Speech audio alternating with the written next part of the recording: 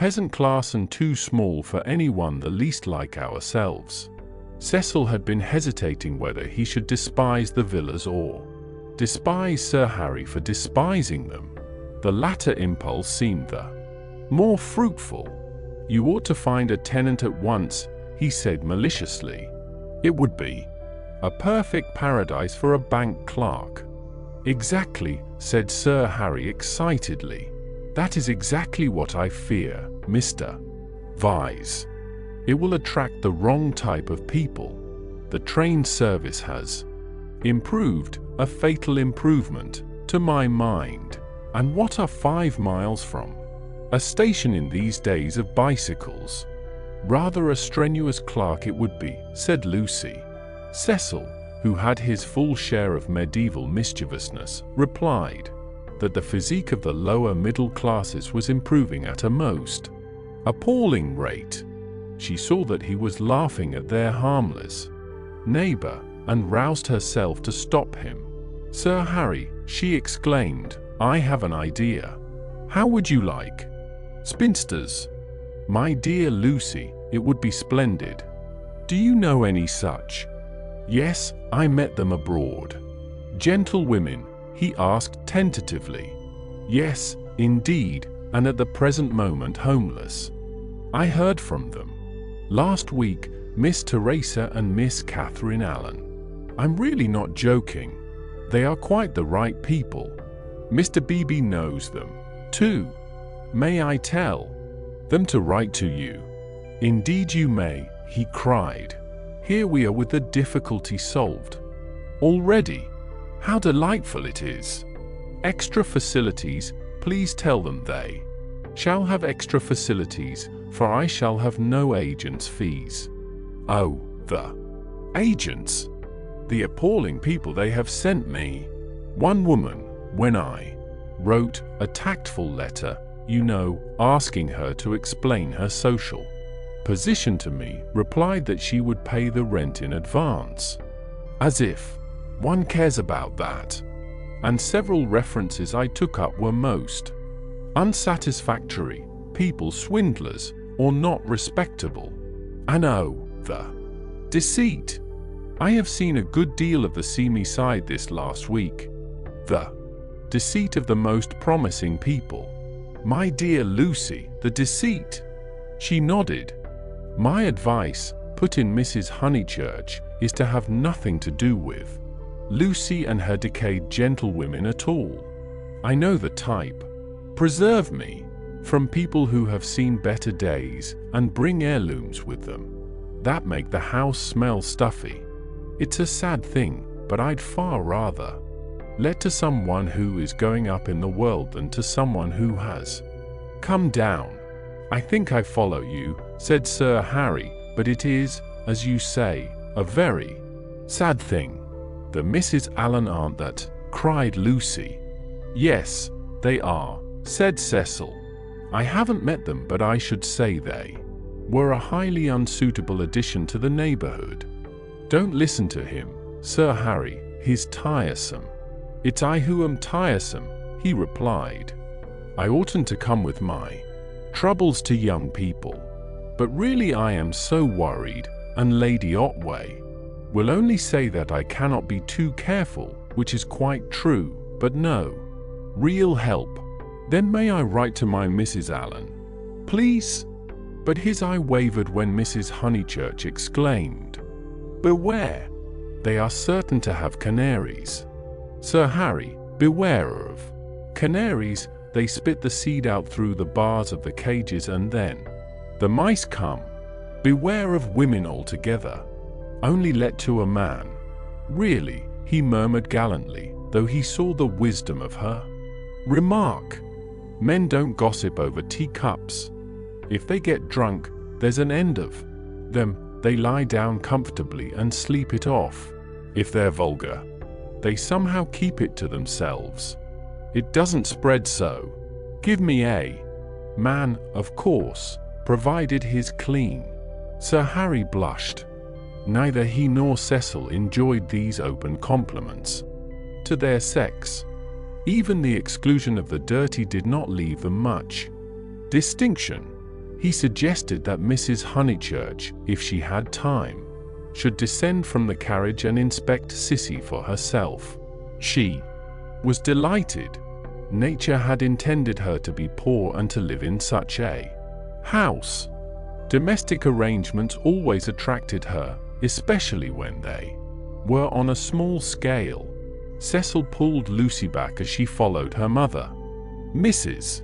Honeychurch," he said, "what if we two walk home and leave you?" "Certainly," was her cordial reply. Sir Harry likewise seemed almost too glad to get rid of them. He beamed at them knowingly, said, "Aha! Young people, and then hastened to unlock the house. "Hopeless vulgarian," exclaimed Cecil, almost before they were out of earshot. "Oh, Cecil, I can't help it. It would be wrong not to loathe that man. He isn't clever, but really he is nice. No, Lucy, he stands for all that is bad in country life. In London he would keep his place. He would belong to a brainless club, and his wife would give brainless dinner parties. But down here he acts the little god with his gentility, and his patronage, and his sham aesthetics, and everyone, even your mother, is taken in." "All that you say is quite true," said Lucy, though she felt discouraged. "I wonder whether it matters so very much." "It matters supremely. Sir Harry is the essence of that garden party. Oh, goodness, how cross I feel. How I do hope he'll get some vulgar tenant in that villa, some woman so really vulgar that he'll notice it. Gentlefolks, with his bald head and retreating chin. But let's forget him." This Lucy was glad enough to do. If Cecil disliked Sir Harry Otway and Mr. Beebe, what guarantee was there that the people who really mattered to her would escape? For instance, Freddie. Freddie was neither clever, nor subtle, nor beautiful, and what prevented Cecil from saying, any minute, it would be wrong not to loathe Freddie? And what would she reply? Further than Freddie she did not go, but he gave her anxiety enough. She could only assure herself that Cecil had known Freddie some time, and that they had always got on pleasantly, except, perhaps, during the last few days, which was an accident, perhaps. "Which way shall we go?" she asked him. Nature, simplest of topics, she thought, was around them. Summer Street lay deep in the woods, and she had stopped where a footpath diverged from the high road. "Are there two ways?" "Perhaps the road is more sensible, as we're got up smart." "I'd rather go through the wood," said Cecil, with that subdued irritation that she had noticed in him all the afternoon. "Why is it, Lucy, that you always say the road? Do you know that you have never once been with me in the fields or the woods since we were engaged? Haven't I?" "The wood, then," said Lucy, startled at his queerness, but pretty sure that he would explain later. It was not his habit to leave her in doubt as to his meaning. She led the way into the whispering pines, and sure enough he did explain before they had gone a dozen yards. "I had got an idea, I dare say wrongly, that you feel more at home with me in a room." "A room?" she echoed, hopelessly bewildered. "Yes. Or, at the most, in a garden, or on a road. Never in the real country like this." "Oh, Cecil, whatever do you mean? I have never felt anything of the sort. You talk as if I was a kind of poetess sort of person. I don't know that you aren't. I connect you with a view, a certain type." "A view? Why shouldn't you connect me with a room?" She reflected a moment, and then said, laughing, "Do you know that you're right? I do. I must be a poetess after all. When I think of you it's always as in a room." "How funny!" To her surprise, he seemed annoyed. A drawing room. Pray? With no view. Yes, with no view, I fancy. Why not? I'd rather, he said reproachfully, that you connected me with the open air. She said again, "Oh, Cecil, whatever do you mean?" As no explanation was forthcoming, she shook off the subject as too difficult for a girl, and led him further into the wood, pausing every now and then at some particularly beautiful or familiar combination of the trees. She had known the wood between Summer Street and Windy Corner ever since she could walk alone. She had played at losing Freddie in it, when Freddie was a purple-faced baby, and though she had been to Italy, it had lost none of its charm.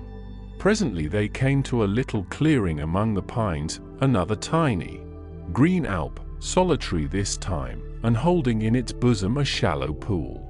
She exclaimed, "The sacred lake! Why do you call it that?" "I can't remember why.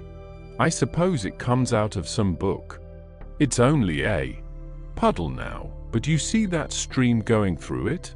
Well, a good deal of water comes down after heavy rains and can't get away at once, and the pool becomes quite large and beautiful. Then Freddie used to bathe there. He is very fond of it." "And you?" He meant, "Are you fond of it?" But she answered dreamily, "I bathed here, too, till I was found out." Then there was a row. At another time he might have been shocked, for he had depths of prudishness within him. But now, with his momentary cult of the fresh air, he was delighted at her admirable simplicity. He looked at her as she stood by the pool's edge. She was got up smart, as she phrased it, and she reminded him of some brilliant flower that has no leaves of its own, but blooms abruptly out of a world of green. "Who found you out?" "Charlotte," she murmured.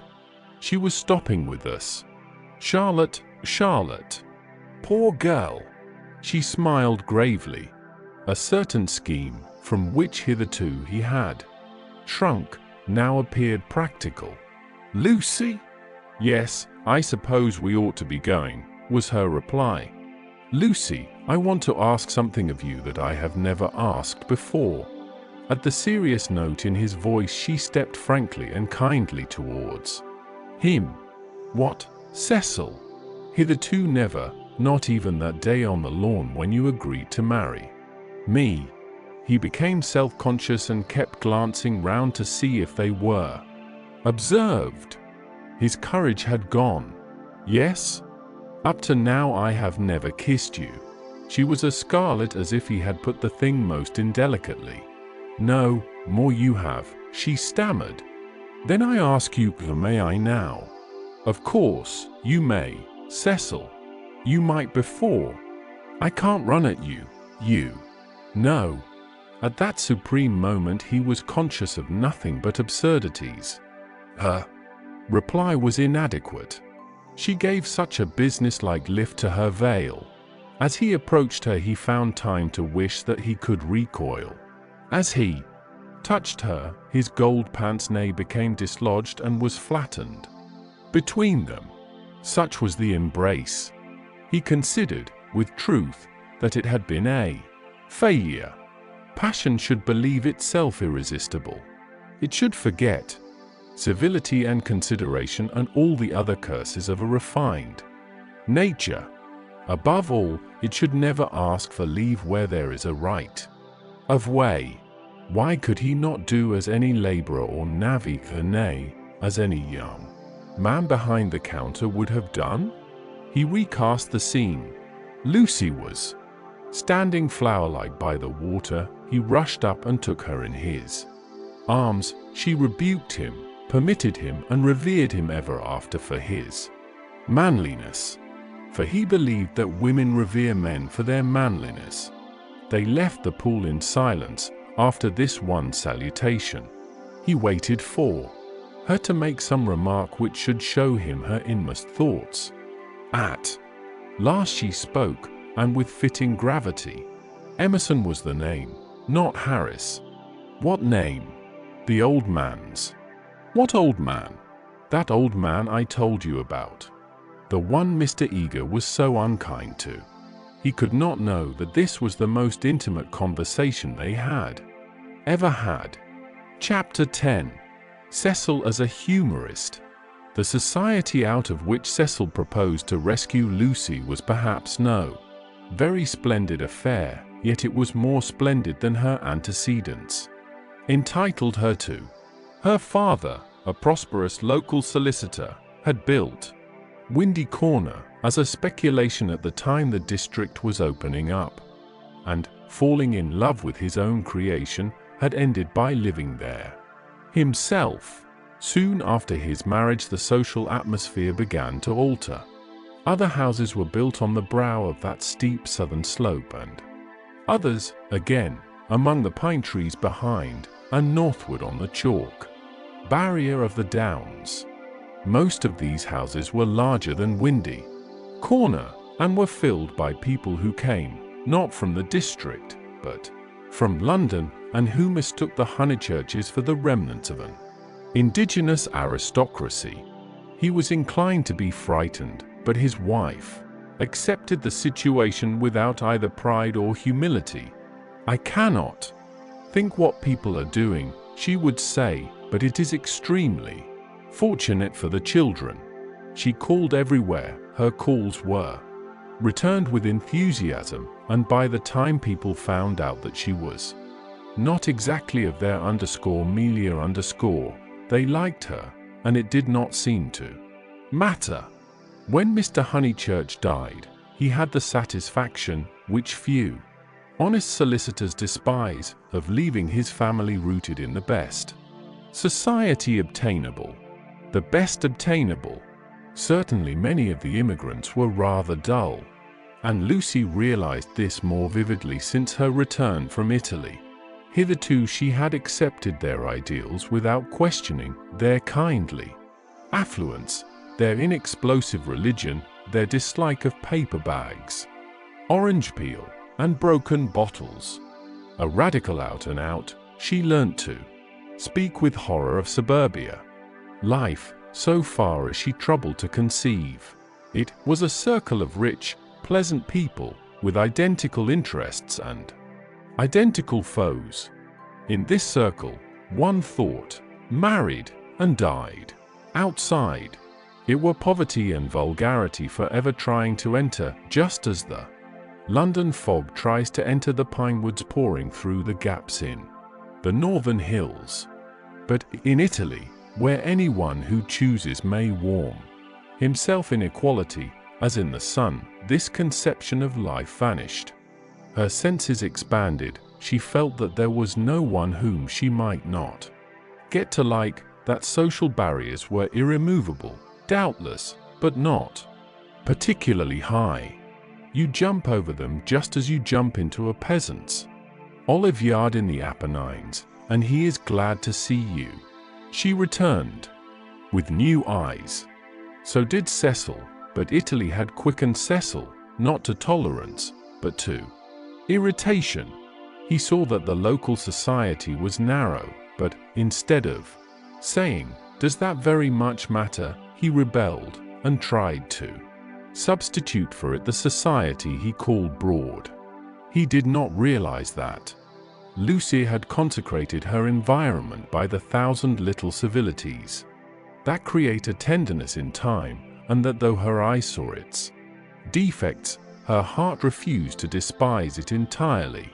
Nor did he realize a more important point, that if she was too great for this society, she was too great for all society, and had reached the stage where personal intercourse would alone satisfy her.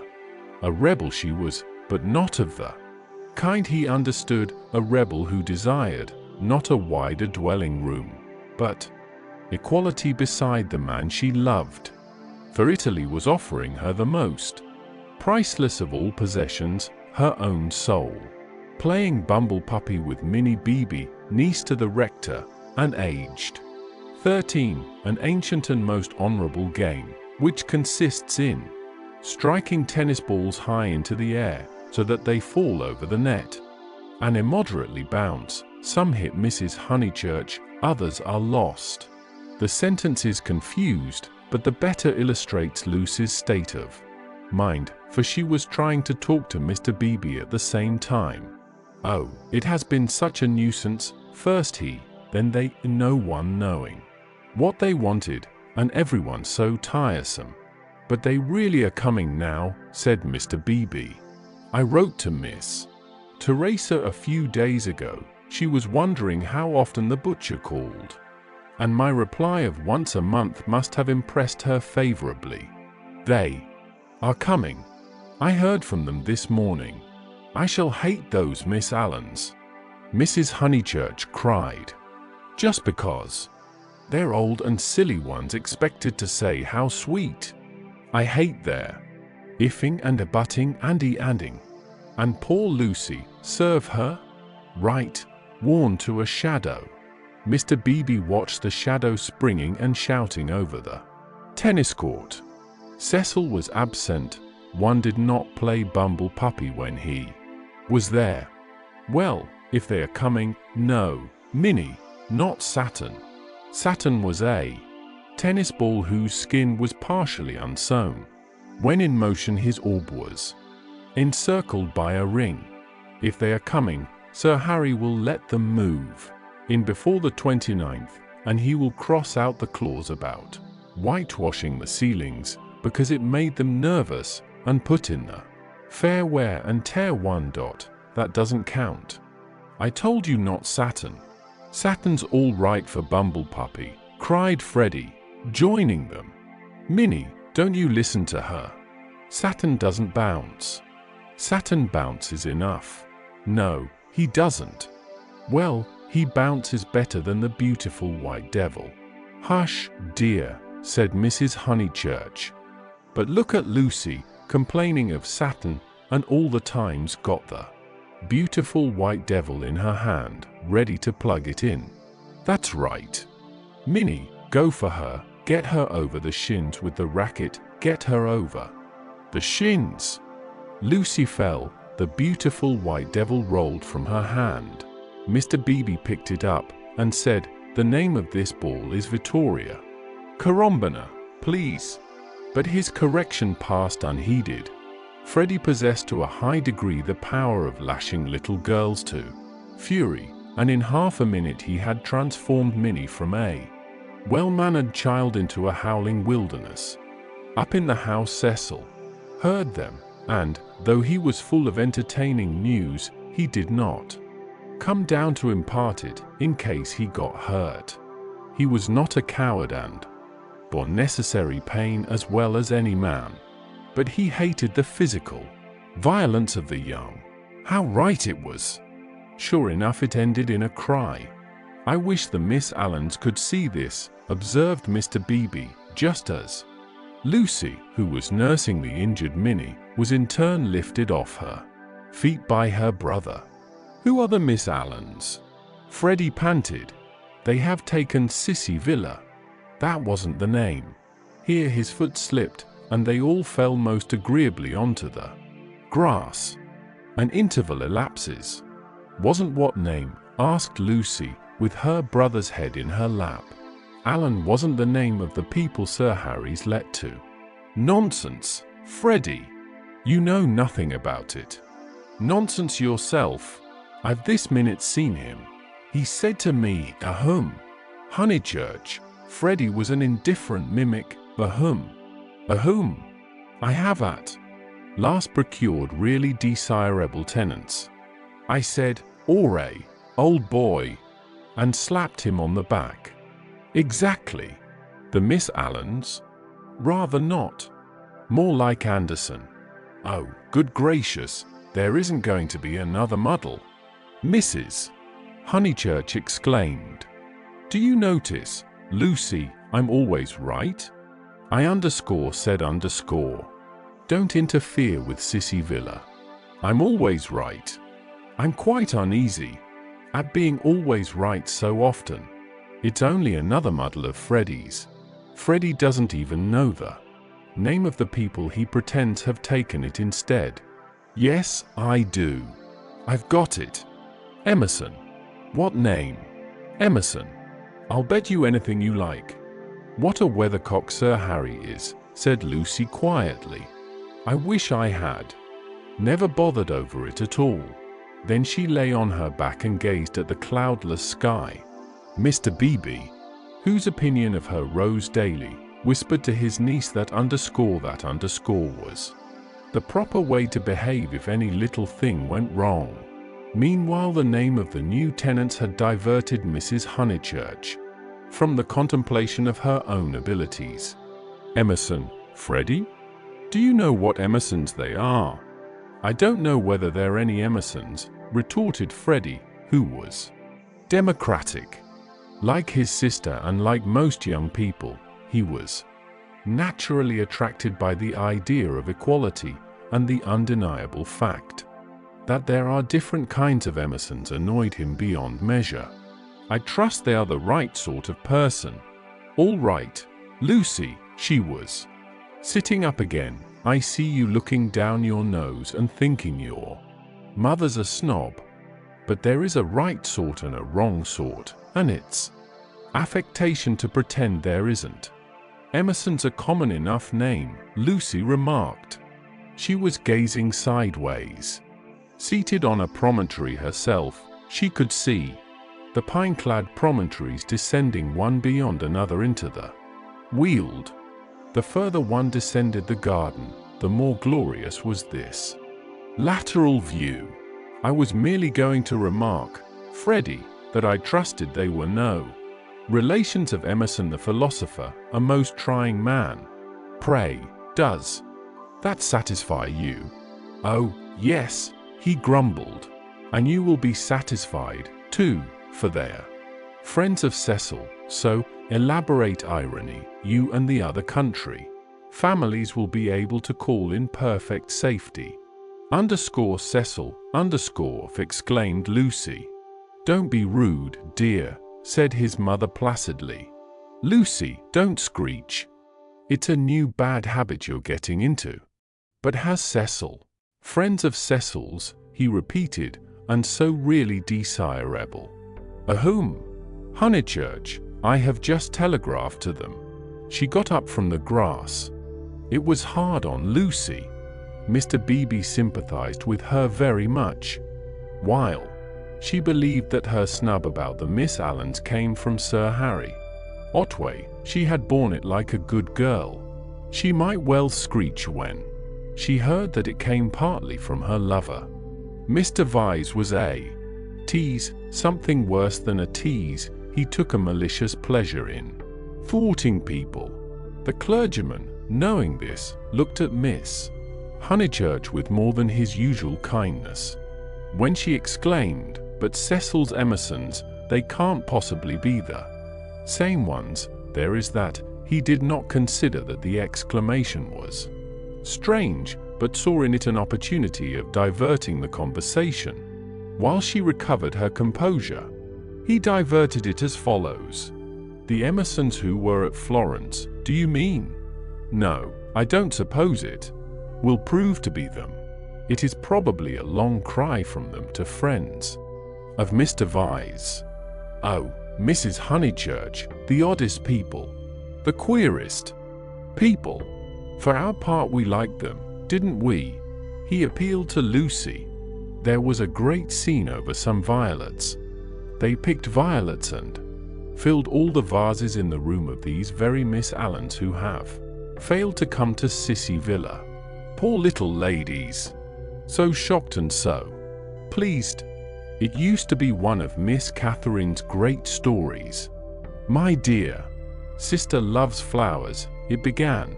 They found the whole room a mass of blue vases and jugs, and the story ends with so ungentlemanly and yet so beautiful. It is all very difficult. Yes, I always connect those Florentine Emersons with violets. Fiasco's done you this time, remarked Freddie, not seeing that his sister's face was very red. She could not recover herself. Mr. Beebe saw it, and continued to divert the conversation. These particular Emersons consisted of a father and a son, the son a goodly, if not a good young man, not a fool, I fancy, but very immature, pessimism, etc. Our special joy was the father, such a sentimental darling, and people declared he had murdered his wife. In his normal state, Mr. Beebe would never have repeated such gossip, but he was trying to shelter Lucy in her little trouble. He repeated any rubbish that came into his head. Murdered his wife, said Mrs. Honeychurch.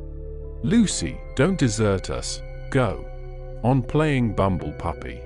Really, the pension Bertolini must have been the oddest place. That's the second murderer I've heard of as being there. Whatever was Charlotte doing to stop? By the by, we really must ask Charlotte here some time. Mr. Beebe could recall no second murderer.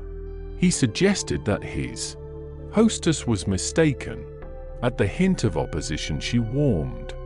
She was perfectly sure that there had been a second tourist of whom the same story had been told. The name escaped her. What was the name? Oh, what was the name? She clasped her knees for the name. Something in Thackeray. She struck her matronly forehead. Lucy asked her brother whether Cecil was in. Oh, don't go, he cried, and tried to catch her by the ankles. I must go, she said gravely. Don't be silly. You always overdo it when you play.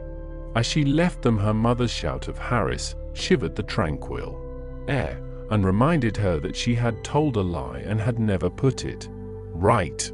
Such a senseless lie, too, yet it shattered her nerves and made her connect these Emersons, friends of Cecil's, with a pair of nondescript tourists. Hitherto truth had come to her naturally. She saw that for the future she must be more vigilant and be absolutely truthful. Well, at all events, she must not tell lies. She hurried up the garden, still flushed with shame. A word from Cecil would soothe her, she was sure. Cecil! Hello, he called, and leant out of the smoking room window. He seemed in high spirits. I was hoping you'd come. I heard you all bear gardening, but there's better fun up here. Even I, have won a great victory for the comic muse. George Meredith's right. The cause of comedy and the cause of truth are really the same, and even I, have found tenants for the distressful Sissy Villa. Don't be angry. Don't be angry. You'll forgive me when you hear it all. He looked very attractive when his face was bright, and he dispelled her ridiculous forebodings at once. I have heard, she said. Freddie has told us. Naughty Cecil. I suppose I must forgive you. Just think of all the trouble I took for nothing. Certainly the Miss Allens are a little tiresome, and I'd rather have nice friends of yours. But you oughtn't to tease one so. Friends of mine, he laughed. But, Lucy, the whole joke is to come here. But she remained standing where she was. Do you know where I met these desirable tenants?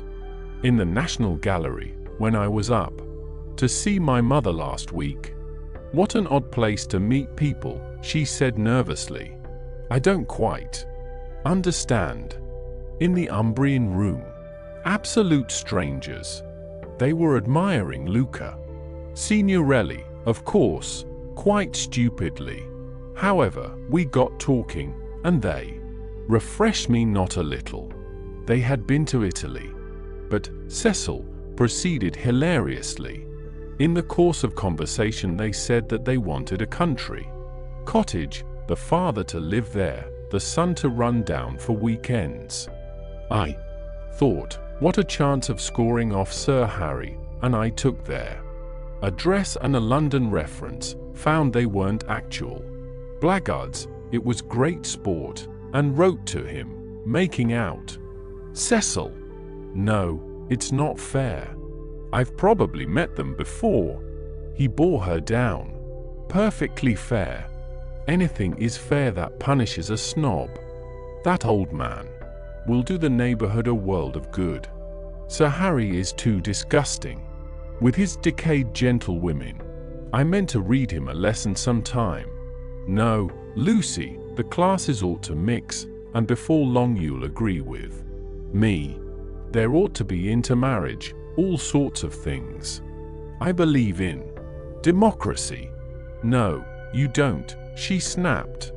"You don't know what the word means." He stared at her and felt again that she had failed to be Leonardesque. "No, you don't." Her face was inartistic, that of a peevish virago. "It isn't fair, Cecil. I blame you very much indeed. You had no business to undo my work about the Miss Allens and make me look ridiculous. You call it scoring off Sir Harry, but do you realize that it is all at my expense? I consider it most disloyal of you." She left him. Temper, he thought, raising his eyebrows. No, it was worse than temper, snobbishness. As long as Lucy thought that his own smart friends were supplanting the Miss Allens, she had not minded. He perceived that these new tenants might be of value. Educationally, he would tolerate the father and draw out the son, who was silent. In the interests of the comic muse and of truth, he would bring them to Windy Corner. Chapter 11. In Mrs. Vy's well-appointed flat. The comic muse, though able to look after her own interests, did not disdain the assistance of Mr. Vyse. His idea of bringing the Emersons to Windy Corner struck her as decidedly good, and she carried through the negotiations without a hitch. Sir Harry Otway signed the agreement, met Mr. Emerson, who was duly disillusioned. The Miss Allens were duly offended, and wrote a dignified letter to Lucy, whom they held responsible for the failure. Mr. Beebe planned pleasant moments for the newcomers, and told Mrs. Honeychurch that Freddie must call on them as soon as they arrived. Indeed, so ample was the muse's equipment that she permitted Mr. Harris, never a very robust criminal, to droop his head, to be forgotten, and to die. Lucy, to descend from bright heaven to earth, whereon there are shadows. Because there are hills, Lucy was at first plunged into despair, but settled after a little thought that it did not matter the very least. Now that she was engaged, the Emersons would scarcely insult her and were welcome into the neighborhood.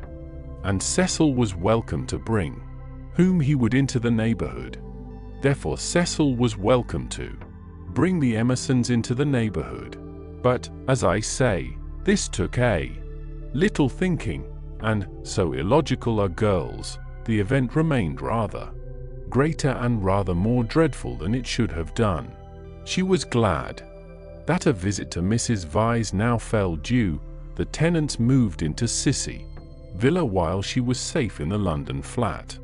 Cecil darling, she whispered the evening she arrived, and crept into his arms. Cecil, too, became demonstrative. He saw that the needful fire had been kindled in Lucy. At last she longed for attention, as a woman should, and looked up to him because he was a man. "So you do love me, little thing," he murmured. "Oh, Cecil, I do. I don't know what I should do without you." Several days passed. Then she had a letter from Miss Bartlett. A coolness had sprung up between the two cousins, and they had not corresponded since they parted in August. The coolness dated from what Charlotte would call the flight to Rome, and in Rome it had increased amazingly. For the companion who is merely uncongenial in the medieval world becomes exasperating in the classical. Charlotte, unselfish in The forum would have tried a sweeter temper than Lucy's, and once, in the baths of Caracalla, they had doubted whether they could continue their tour. Lucy had said she would join the Vyses. Mrs. Vyse was an acquaintance of her mother, so there was no impropriety in the plan, and Miss Bartlett had replied that she was quite used to being abandoned. Suddenly, finally nothing happened, but the coolness remained, and, for Lucy, was even increased when she opened the letter and read as follows.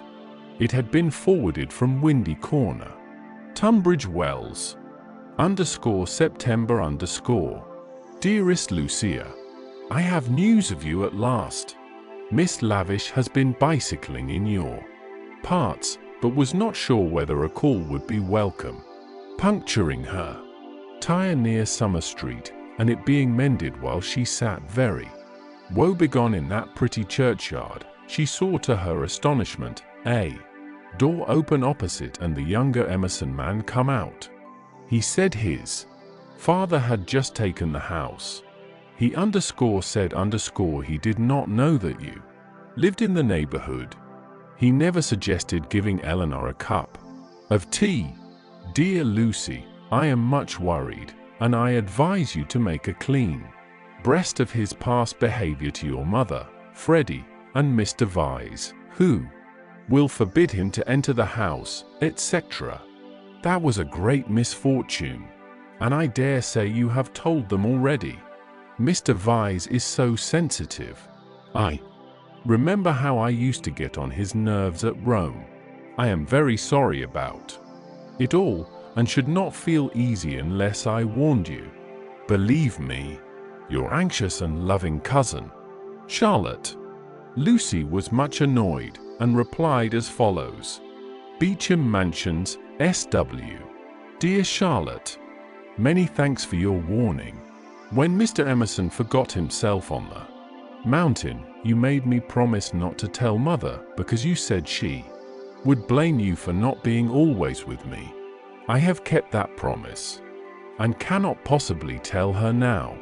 I have said both to her and Cecil that I met the Emersons at Florence, and that they are respectable people, which I do think, and the reason that he offered Miss Lavish no tea was probably that he had none himself. She should have tried at the rectory. I cannot begin making a fuss at this stage. You must see that it would be too absurd. If the Emersons heard I had complained of them, they would think themselves of importance, which is exactly what they are not. I like the old father and look forward to seeing him again. As for the son, I am sorry for him when we meet, rather than for myself. They are known to Cecil, who is very well and spoke of you the other day. We expect to be married in January. Miss Lavish cannot have told you much about me, for I am not at Windy Corner at all, but here. Please do not put private outside your envelope again. No one opens my letters. Yours affectionately, L.M. Honeychurch. Secrecy has this disadvantage: we lose the sense of proportion. We cannot tell whether our secret is important or not. Were Lucy and her cousin closeted with a great thing which would destroy Cecil's life if he discovered it, or with a little thing which he would laugh at? Miss Bartlett suggested the former. Perhaps she was right. It had become a great thing now. Left to herself, Lucy would have told her mother and her lover ingenuously, and it would have remained a little thing. Emerson, not Harris. It was only that a few weeks ago she tried to tell Cecil, even now when they were laughing about some beautiful lady who had smitten his heart at school. But her body behaved so ridiculously that she stopped. She and her secret stayed 10 days longer in the deserted metropolis, visiting the scenes they were to know so well later on. It did her no harm, Cecil thought, to learn the framework of society, while society itself was absent on the golf links or the moors. The weather was cool, and it did her no harm. In spite of the season, Mrs. Vyse managed to scrape together a dinner party consisting entirely of the grandchildren of famous people. The food was poor, but the talk had a witty weariness that impressed the girl. One was tired of everything, it seemed. One launched into enthusiasms only to collapse gracefully and pick oneself up amid sympathetic laughter. In this atmosphere, the pension Bertolini and Windy Corner appeared equally crude, and Lucy saw that her London career would estrange her a little from all that she had loved in the past. The grandchildren asked her to play the piano. She played Schumann, now some Beethoven, called Cecil, when the querulous beauty of the music had died. She shook her head and played Schumann again. The melody rose, unprofitably magical. It broke, it was resumed broken, not marching once from the cradle to the grave. The sadness of the incomplete, the sadness that is often life, but should never be art, throbbed in its disjected phrases and made the nerves of the audience throb. Not thus had she played on the little draped piano at the Bertolini, and too much Schumann was not the remark that Mr. Beebe had passed to himself when she returned. When the guests were gone and Lucy had gone to bed, Mrs. Vyse paced up and down the drawing room, discussing her little party with her son. Mrs. Vyse was a nice woman, but her personality, like many another's, had been swamped by London, for it needs a strong head to live among many people. The too vast orb of her fate had crushed her, and she had seen too many seasons, too many cities, too many men for her abilities, and even with Cecil she was mechanical and behaved as if he was not one son, but, so to speak, a filial crowd. "Make Lucy one of us," she said, looking round intelligently at the end of each sentence, and straining her lips apart until she spoke again. "Lucy is becoming wonderful, wonderful. Her music always was wonderful. Yes, but she is purging off the Honeychurch taint, most excellent Honeychurches, but you know what I mean. She is not always quoting servants, or asking one how the pudding is made. Italy has done it." "Perhaps," she murmured, thinking of the museum that represented Italy. To her, "It is just possible. Cecil, mind you marry her next January. She is one of us already." "But her music," he exclaimed. "The style of her! How she kept to Schumann when, like an idiot, I wanted Beethoven." Schumann was right. For this evening, Schumann was the thing. "Do you know, Mother, I shall have our children educated just like Lucy.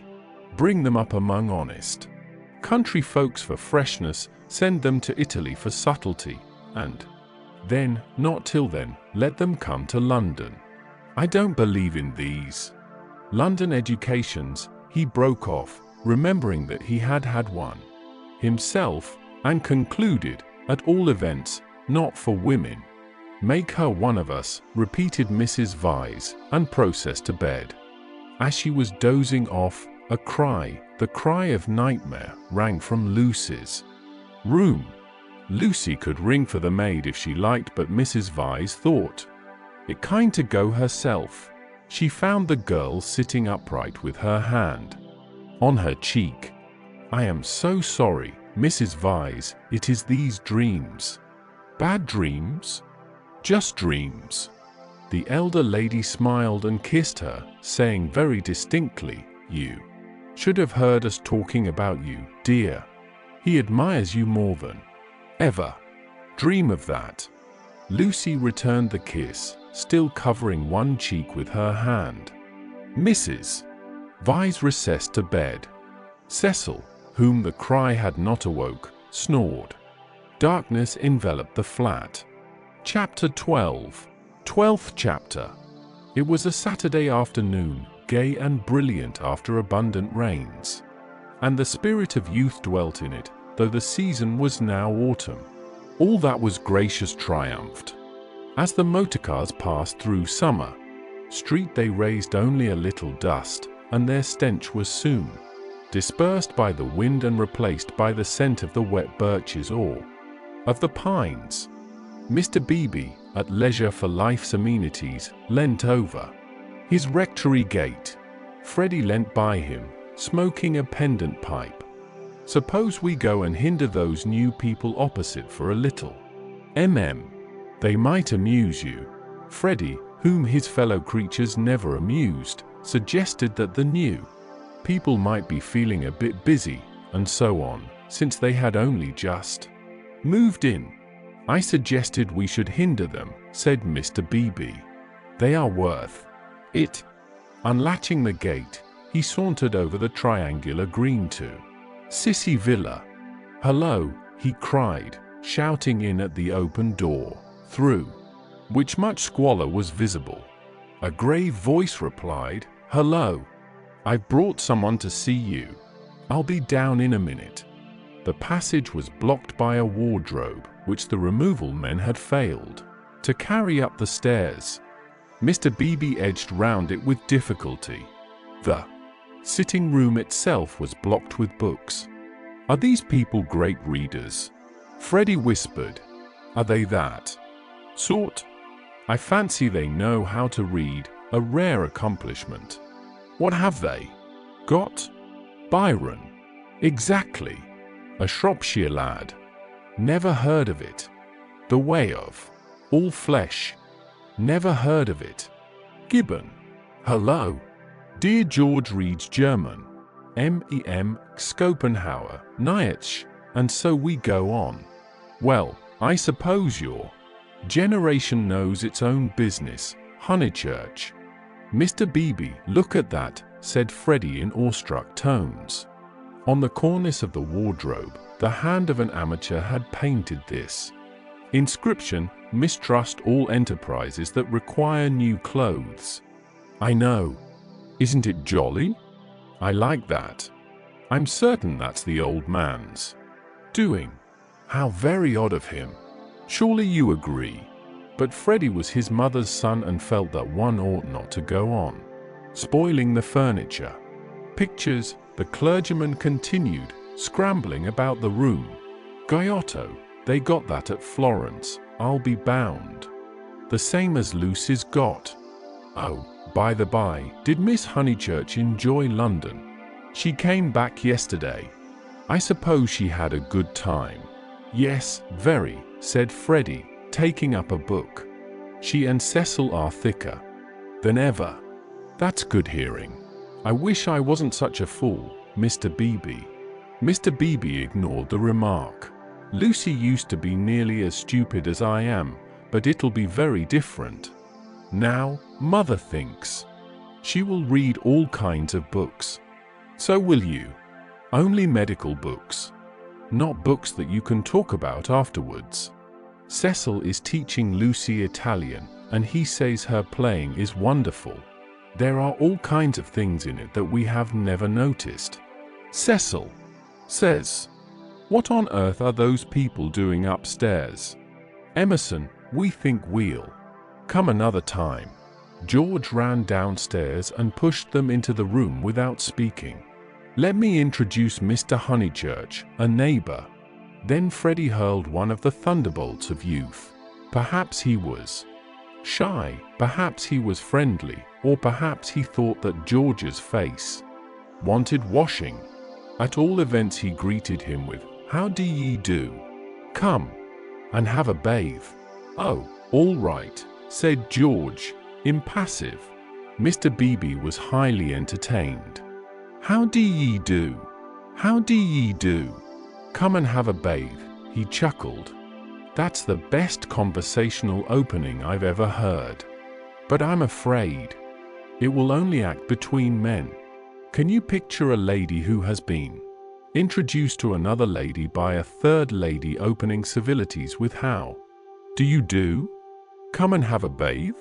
And yet you will tell me that the sexes are equal. I tell you that they shall be, said Mr. Emerson, who had been slowly descending the stairs. Good afternoon, Mr. Beebe. I tell you they shall be comrades, and George thinks the same. We are to raise ladies to our level, the clergyman inquired. The Garden of Eden, pursued Mr.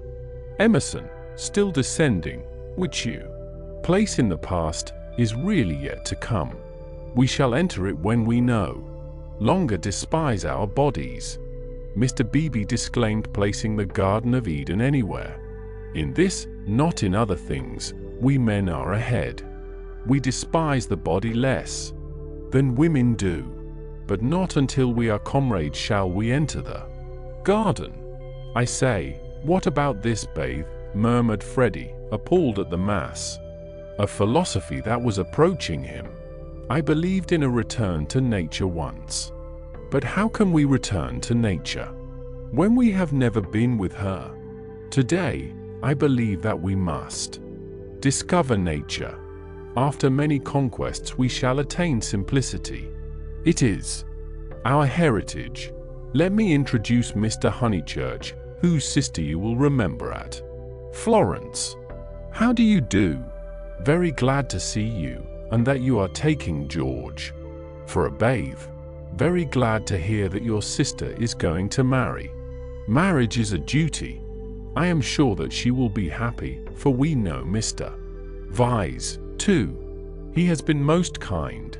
He met us by chance in the National Gallery, and arranged everything about this delightful house. Though I hope I have not vexed Sir Harry Otway. I have met so few liberal landowners, and I was anxious to compare his attitude towards the game laws with the conservative attitude. Ah, this wind! You do well to bathe.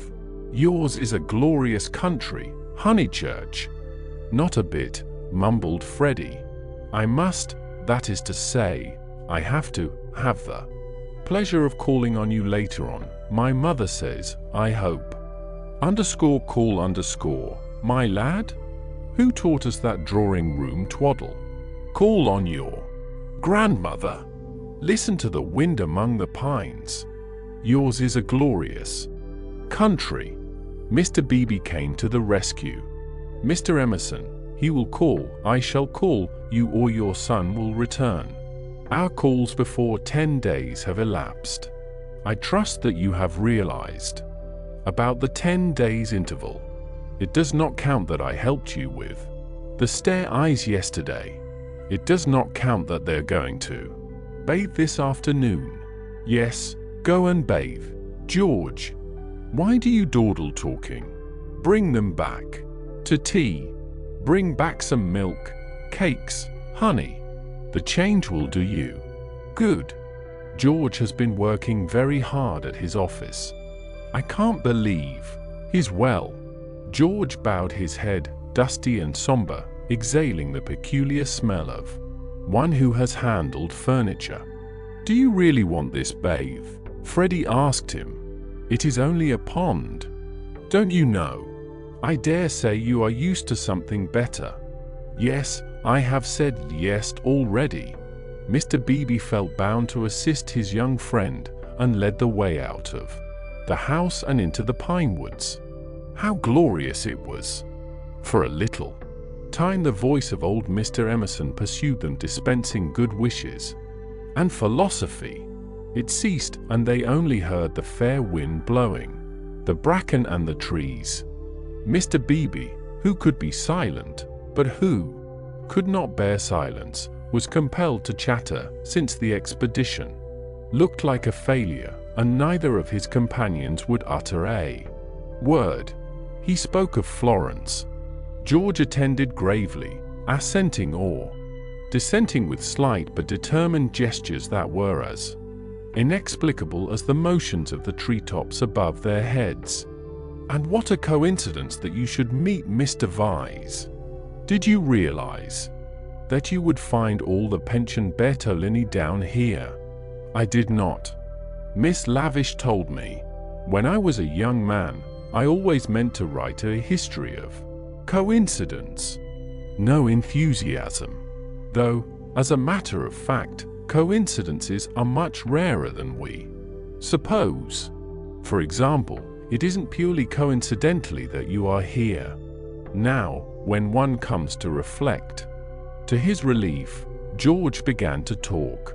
It is. I have reflected. It is fate. Everything is fate.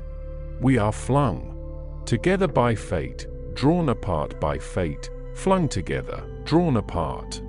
The 12 winds blow us, we settle nothing. You have not reflected at all, rapped the clergyman. Let me give you a useful tip, Emerson, attribute nothing to fate. Don't say, I didn't do this, for you did it, 10 to 1. Now I'll cross-question you. Where did you first meet Miss Honeychurch and myself? Italy. And where did you meet Mr. Vyse, who is going to marry Miss Honeychurch? National Gallery. Looking at Italian art. There you are, and yet you talk of coincidence and fate. You naturally seek out things Italian, and so do we and our friends. This narrows the field immeasurably. We meet again in it. It is fate that I am here, persisted George. But you can call it Italy if it makes you less unhappy. Mr. Beebe slid away from such heavy treatment of the subject. But he was infinitely tolerant of the young, and had no desire to snub George. And so for this and for other reasons my history of coincidences still to write. Silence. Wishing to round off the episode, he added, we are all so glad that you have come. Silence. Here we are, called Freddie. Oh, good, exclaimed Mr. Beebe, mopping his brow. In there's the pond. I wish it was bigger, he added apologetically. They climbed down a slippery bank of pine needles.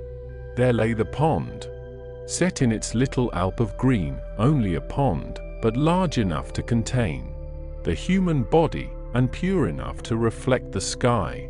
On account of the rains, the waters had flooded the surrounding grass, which showed like a beautiful emerald path, tempting these feet towards the central pool. It's distinctly successful, as ponds go, said Mr. Beebe. No. Apologies are necessary for the pond. George sat down where the ground was dry, and drearily unlaced his boots. Aren't those masses of willow herb splendid? I love willow herb in seed. What's the name of this aromatic plant? No one knew, or seemed to care. These abrupt changes of vegetation, this little spongeous tract of water plants, and on either side of it all the growths are tough or brittle, heather, bracken, hurts, pines. Very charming, very charming. Mr. Beebe, aren't you bathing? Called Freddie, as he stripped himself. Mr. Beebe thought he was not. Water's wonderful, cried Freddie, prancing in. Water's water, murmured George, wetting his hair first, a sure sign of apathy. He followed Freddie into the divine, as indifferent as if he were a statue and the pond a pail of soapsuds. It was necessary to use his muscles. It was necessary to keep clean. Mr. Beebe watched them, and watched the seeds of the willow herb dance chorically above their heads. A pooshu, a pooshu, a pooshu, went Freddie, swimming for 2 strokes in either direction, and then becoming involved in reeds or mud. Is it worth it? Asked the other, Michelangelesque on the flooded margin. The bank broke away, and he fell into the pool before he had weighed the question properly. He puff, I've swallowed a pollywog. Mr. Beebe, water's wonderful. Water's simply ripping. Water's not so bad, said George, reappearing from his plunge, and sputtering at the sun. Water's wonderful. Mr. Beebe, do. A pooshu, coof. Mr. Beebe, who was hot and who always acquiesced where possible, looked around him. He could detect no parishioners except the pine trees rising up steeply on all sides and gesturing to each other. Against the blue, how glorious it was! The world of motorcars and rural deans receded inimitably.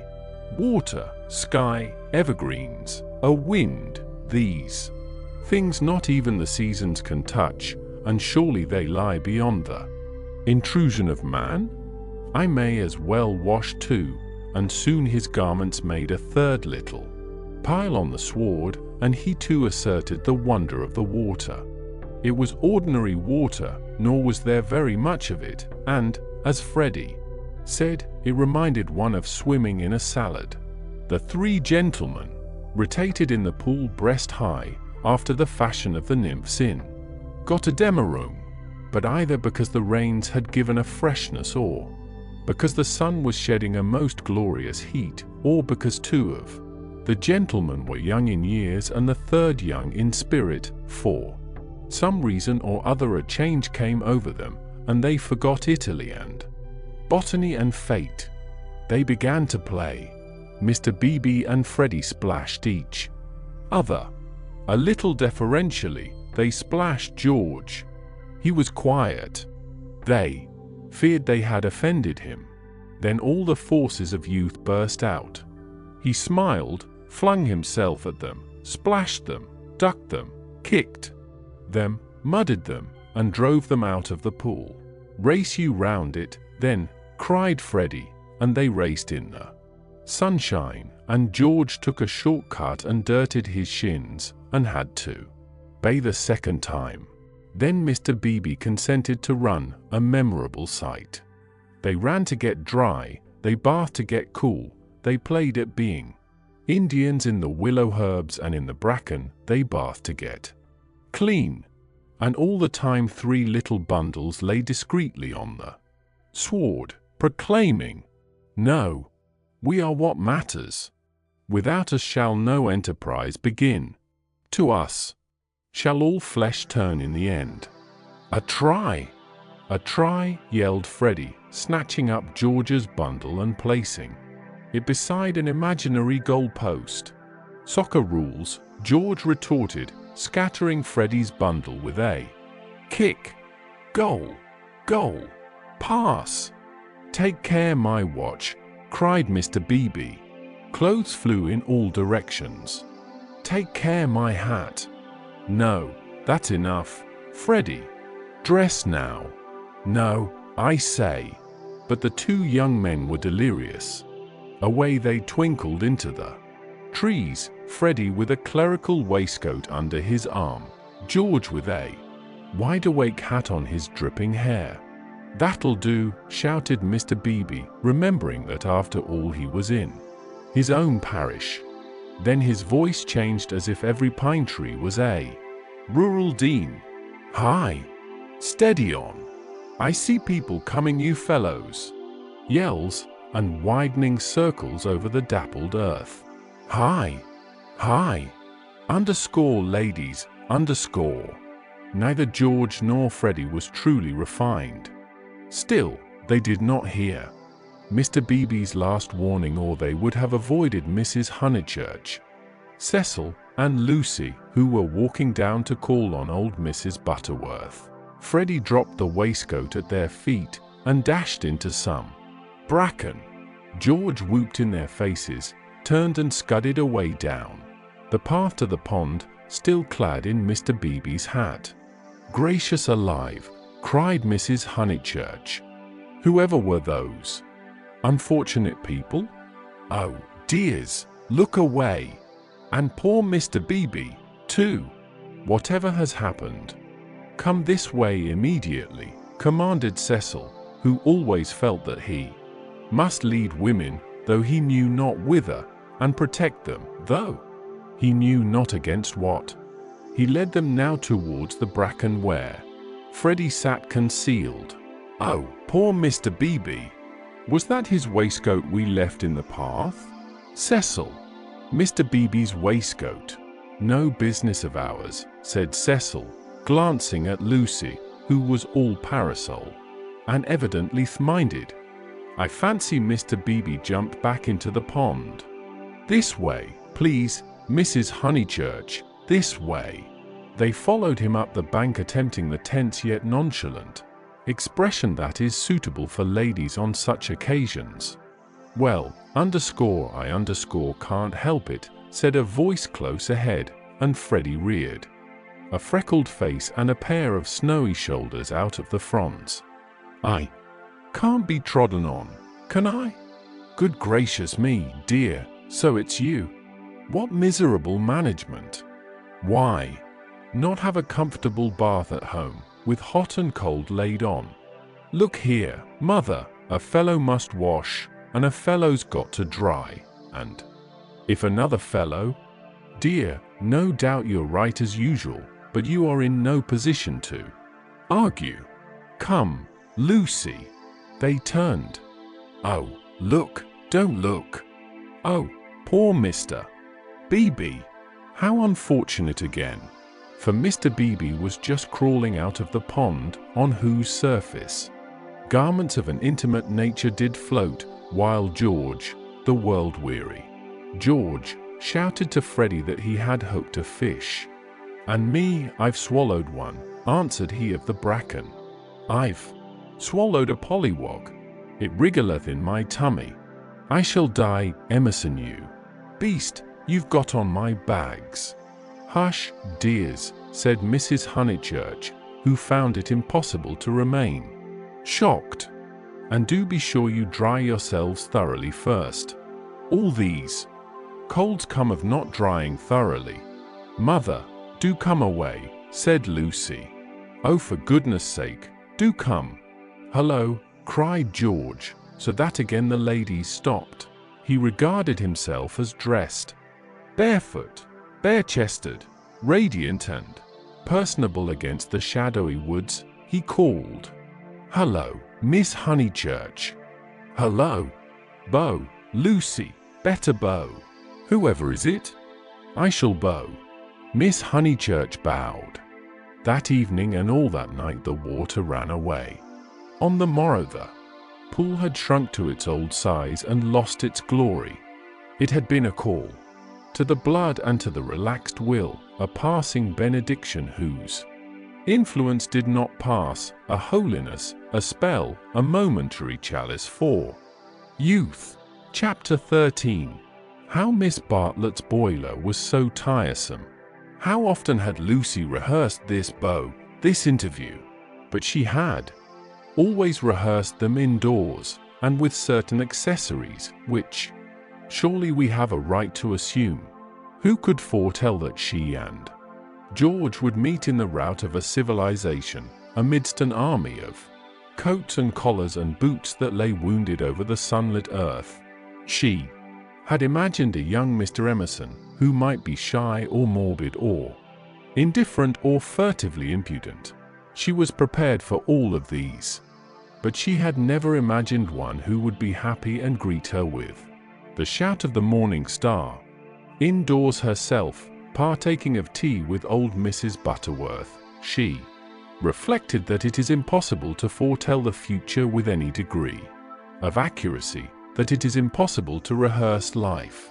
A fault in the scenery, a face in the audience, an eruption of the audience onto the stage, and all our carefully planned gestures mean nothing, or mean too much. I will bow, she had thought. I will not shake hands with him. That will be just the proper thing. She had bowed, but to whom? To gods, to heroes, to the nonsense of school girls. She had bowed across the rubbish that cumbers the world. So ran her thoughts, while her faculties were busy with Cecil. It was another of those dreadful engagement calls. Mrs. Butterworth had wanted to see him, and he did not want to be seen. He did not want to hear about hydrangeas, why they change their color at the seaside. He did not want to join the sea, though when cross he was always elaborate and made long, clever answers where yes or no would have done. Lucy soothed him and tinkered at the conversation in a way that promised well for their married peace. No one is perfect, and surely it is wiser to discover the imperfections before wedlock. Miss Bartlett, indeed, though not in word, had taught the girl that this our life contains nothing satisfactory. Lucy, though she disliked the teacher, regarded the teaching as profound and applied it to her lover. Lucy, said her mother when they got home, is anything the matter with Cecil? The question was ominous. Up till now Mrs. Honeychurch had behaved with charity and restraint. No, I don't think so, Mother. Cecil's all right. Perhaps he's tired. Lucy compromised. Perhaps Cecil was a little tired. Because otherwise, she pulled out her bonnet pins with gathering displeasure, because otherwise I cannot account for him. I do think Mrs. Butterworth is rather tiresome, if you mean that. Cecil has told you to think so. You were devoted to her as a little girl, and nothing will describe her goodness to you through the typhoid fever. No, it is just the same thing everywhere.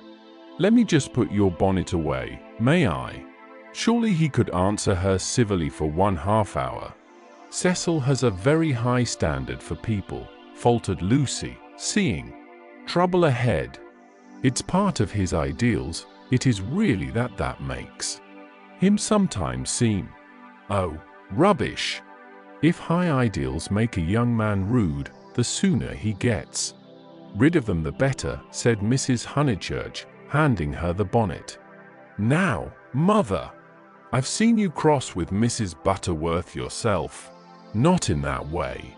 At times I could wring her neck. But not in that way. No.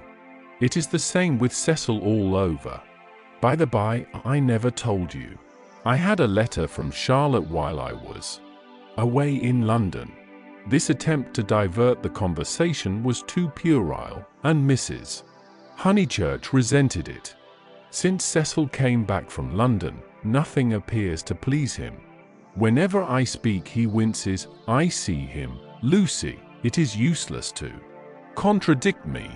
No doubt I am neither artistic nor literary nor intellectual nor musical, but I cannot help the drawing-room furniture. Your father bought it and we must put up with it. Will Cecil kindly remember? I see what you mean, and certainly Cecil oughtn't to. But he does not mean to be uncivil. He once explained, it is the things that upset him. He is easily upset by ugly things. He is not uncivil to people.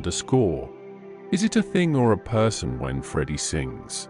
You can't expect a really musical person to enjoy comic songs as we do. Then why didn't he leave the room? Why sit wriggling and sneering and spoiling everyone's pleasure? We mustn't be unjust to people, faltered Lucy. Something had enfeebled her, and the case for Cecil, which she had mastered so perfectly in London, would not come forth in an effective form. The two civilizations had clashed. Cecil hinted that they might, and she was dazzled and bewildered, as though the radiance that lies behind all civilization had blinded her eyes. Good taste and bad taste were only catchwords, garments of diverse cut, and music itself dissolved to a whisper through pine trees, where the song is not distinguishable from the comic song. She remained in much embarrassment, while Mrs. Honeychurch changed her frock for dinner, and every now and then she said a word, and made things no better. There was no concealing the fact. Cecil had meant to be supercilious, and he had succeeded. And Lucy, she knew not why, wished that the trouble could have come at any other time. Go and dress, dear, you'll be late. All right, Mother. Don't say it all right and stop. Go. She obeyed, but loitered disconsolately at the landing window. It faced north, so there was little view, and no view of the sky. Now, as in the winter, the pine trees hung close to her eyes. One connected the landing window with depression. No definite problem menaced her, but she sighed to herself, "Oh, dear, what shall I do? What shall I do?" It seemed to her that everyone else was behaving very badly, and she ought not to have mentioned Miss Bartlett's letter. She must be more careful. Her mother was rather inquisitive and might have asked what it was about. Oh dear, what should she do? And then Freddie came bounding upstairs and joined the ranks of the ill-behaved. "I say, those are topping people. My dear baby, how tiresome you've been. You have no business to take them bathing in the sacred lake. It's much too public. It was all right for you, but most awkward for everyone else. Do be more careful. You forget the place is growing half suburban. I say, is anything on tomorrow week? Not that I know of. Then I want to ask the Emersons up to Sunday tennis." "Oh, I wouldn't do that, Freddie. I wouldn't do that with all this muddle. What's wrong with the court? They won't mind a bump or two, and I've ordered new balls. I meant underscore, it's underscore better not. I really mean it." He seized her by the elbows and humorously danced her up and down the passage. She pretended not to mind, but she could have screamed with temper. Cecil glanced at them as he proceeded to his toilet, and they impeded Mary with her brood of hot water cans. Then Mrs. Honeychurch opened her door and said, "Lucy, what a noise you're making. I have something to say to you. Did you say you had had a letter from Charlotte?" And Freddie ran away. "Yes. I really can't stop. I must dress too. How's Charlotte?" "All right." "Lucy?" The unfortunate girl returned. "You've a bad habit of hurrying away in the middle of one's sentences. Did Charlotte mention her boiler? Her underscore what underscore? Don't you remember that her boiler was to be had out in October, and her bath cistern cleaned out, and all kinds of terrible to-doings?" "I can't remember all Charlotte's worries," said Lucy bitterly. "I shall have enough of my own, now that you are not pleased with Cecil." Mrs. Honeychurch might have flamed out. She did not. She said, "Come here, old lady, thank you for putting away my bonnet. Kiss me." And, though nothing is perfect, Lucy felt for the moment that her mother and Windy Corner and the Weald in the declining sun were perfect. So the grittiness went out of life. It generally did at Windy Corner. At the last minute, when the social machine was clogged hopelessly, one member or other of the family poured in a drop of oil. Cecil despised their methods, perhaps rightly. At all events, they were not his own. Dinner was at 7:30. Freddie gabbled the grace, and they drew up their heavy chairs and fell to. Fortunately, the men were hungry. Nothing untoward occurred until the pudding. Then Freddie said, "Lucy, what's Emerson like?" "I saw him in Florence," said Lucy, hoping that this would pass for a reply. "Is he the clever sort, or is he a decent chap?" "Ask Cecil. It is Cecil who brought him here. He is the clever sort, like myself," said Cecil. Freddie looked at him doubtfully. "How well did you know them at the Bertolini?" asked Mrs. Honeychurch. "Oh, very slightly. I mean, Charlotte knew them even less than I did." "Oh, that reminds me, you never told me what Charlotte said in her letter." "One thing and another," said Lucy, wondering whether she would get through the meal without a lie. "Among other things, that an awful friend of hers had been bicycling through Summer Street, wondered if she'd come up and see us, and mercifully didn't." "Lucy, I do call the way you talk unkind. She was a novelist," said Lucy craftily. The remark was a happy one, for nothing roused Mrs. Honeychurch so much as literature in the hands of females. She would abandon every topic to inveigh against those women who, instead of minding their houses and their children, seek notoriety by print. Her attitude was, if books must be written, let them be written by men, and she developed it at great length, while Cecil yawned and Freddie played at this year, next year, now, never, with his plump stones, and Lucy artfully fed the flames of her mother's wrath. But soon the conflagration died down, and the ghosts began to gather in the darkness. There were too many ghosts about. The original ghost, that touch of lips on her cheek, had surely been laid long ago. It could be nothing to her that a man had kissed her on a mountain once. But it had begotten a spectral family, Mr. Harris, Miss Bartlett's letter, Mr. Beebe's memories of violets, and one or other of these was bound to haunt her before Cecil's very eyes. It was Miss Bartlett who returned now, and with appalling vividness.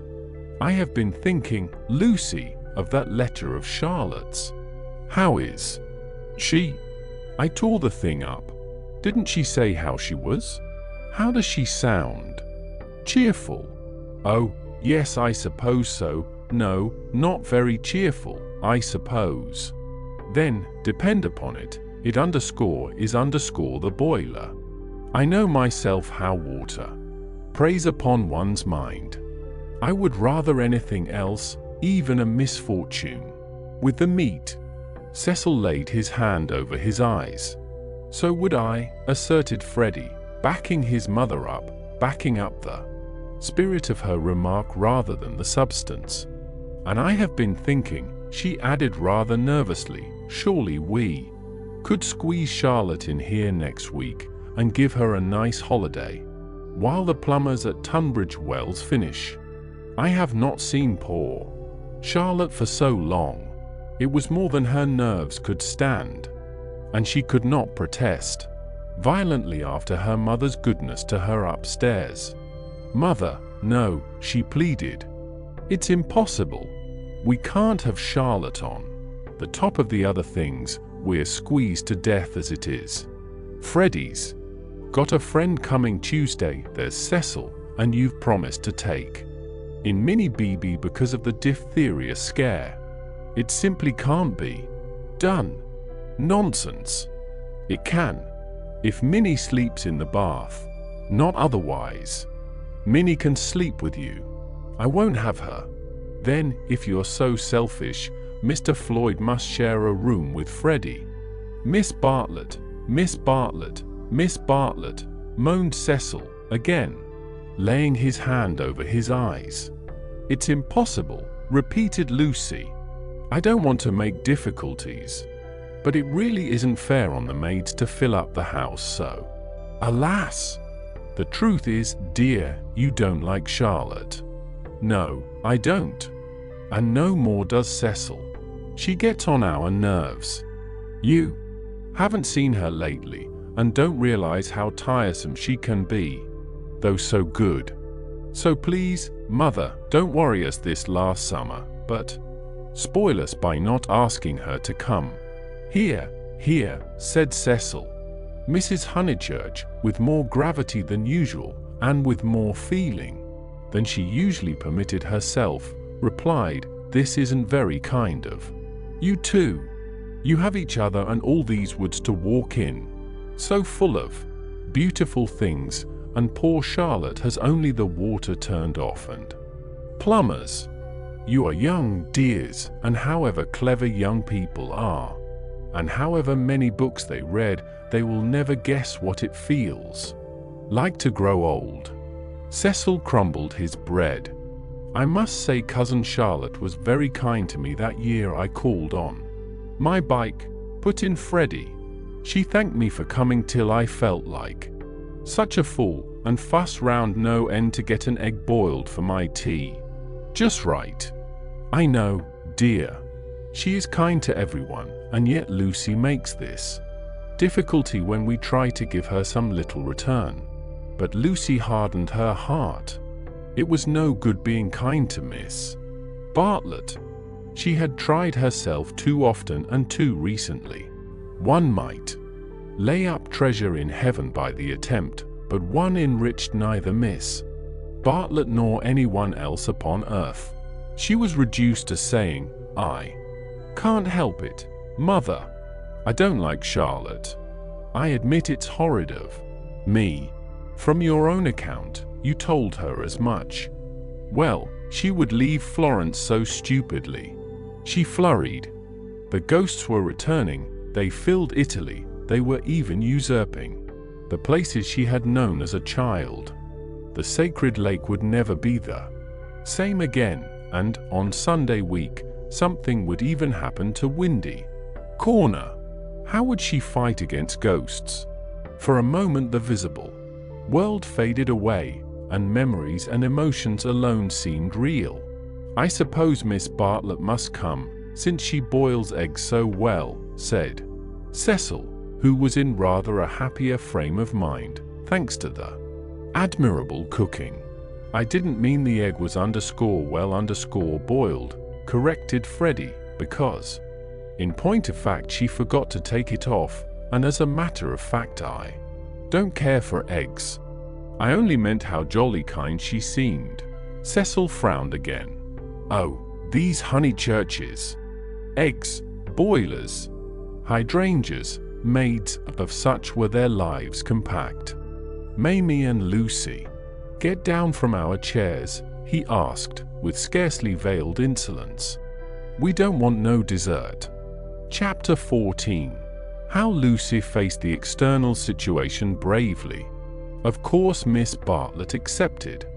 And, equally of course, she felt sure that she would prove a nuisance and begged to be given an inferior spare room, something with no view, anything. Her love to Lucy. And, equally of course, George Emerson could come to tennis on the Sunday week. Lucy faced the situation bravely, though, like most of us, she only faced the situation that encompassed her. She never gazed inwards. If, at times, strange images rose from the depths, she put them down to nerves. When Cecil brought the Emersons to Summer Street, it had upset her nerves.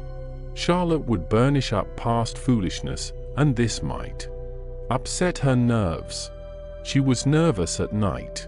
When she talked to George, they met again almost immediately at the rectory. His voice moved her deeply, and she wished to remain near him. How dreadful if she really wished to remain near him. Of course, the wish was due to nerves, which loved to play such perverse tricks upon us. Once she had suffered from things that came out of nothing and meant she didn't know what. Now Cecil had explained psychology to her one wet afternoon, and all the troubles of youth in an unknown world could be dismissed. It is obvious enough for the reader to conclude she loves young Emerson. A reader in Lucy's place would not find it obvious. Life is easy to chronicle, but bewildering to practice, and we welcome nerves, or any other shibboleth that will cloak our personal desire. She loved Cecil. George made her nervous. Will the reader explain to her that the phrases should have been reversed? But the external situation, she will face that bravely. The meeting at the rectory had passed off well enough. Standing between Mr. Beebe and Cecil, she had made a few temperate allusions to Italy. And George had replied. She was anxious to show that she was not shy, and was glad that he did not seem shy either. A nice fellow, said Mr. Beebe afterwards. He will work off his crudities in time. I rather mistrust young men who slip into life gracefully. Lucy said, he seems in better spirits. He laughs more. Yes, replied the clergyman. He is waking up. That was all. But as the week wore on, more of her defenses fell, and she entertained an image that had physical beauty. In spite of the clearest directions, Miss Bartlett contrived to bungle her arrival. She was due at the southeastern station at Dorking, whither Mrs. Honeychurch drove to meet her. She arrived at the London and Brighton station and had to hire a cab up. No one was at home except Freddie and his friend, who had to stop their tennis and to entertain her for a solid hour. Cecil and Lucy turned up at 4 o'clock, and these, with little Minnie Beebe, made a somewhat lugubrious sextet upon the upper lawn for tea. "I shall never forgive myself," said Miss Bartlett, who kept on rising from her seat and had to be begged by the United Company to remain. "I have upset everything, bursting in on young people, but I insist on paying for my cab up. Grant that, at any rate." "Our visitors never do such dreadful things," said Lucy, while her brother, in whose memory the boiled egg had already grown unsubstantial, exclaimed in irritable tones, "Just what I've been trying to convince Cousin Charlotte of, Lucy, for the last half hour." "I do not feel myself an ordinary visitor," said Miss Bartlett, and looked at her frayed glove. "All right, if you'd really rather. 5 shillings, and I gave a bob to the driver." Miss Bartlett looked in her purse. "Only sovereigns and pennies. Could anyone give her change?" Freddie had half a quid and his friend had 4 half-crowns. Miss Bartlett accepted their monies and then said, "But who am I to give the sovereign to?" "Let's leave it all till Mother comes back," suggested Lucy. "No, dear, your mother may take quite a long drive now that she is not hampered with me. We all have our little foibles, and mine is the prompt settling of accounts." Here Freddie's friend, Mr. Floyd, made the one remark of his that need be quoted. He offered to toss Freddie for Miss Bartlett's quid. A solution seemed in sight, and even Cecil, who had been ostentatiously drinking his tea at the View, felt the eternal attraction of chance, and turned round. But this did not do, either. "Please, please, I know I am a sad spoil-sport, but it would make me wretched.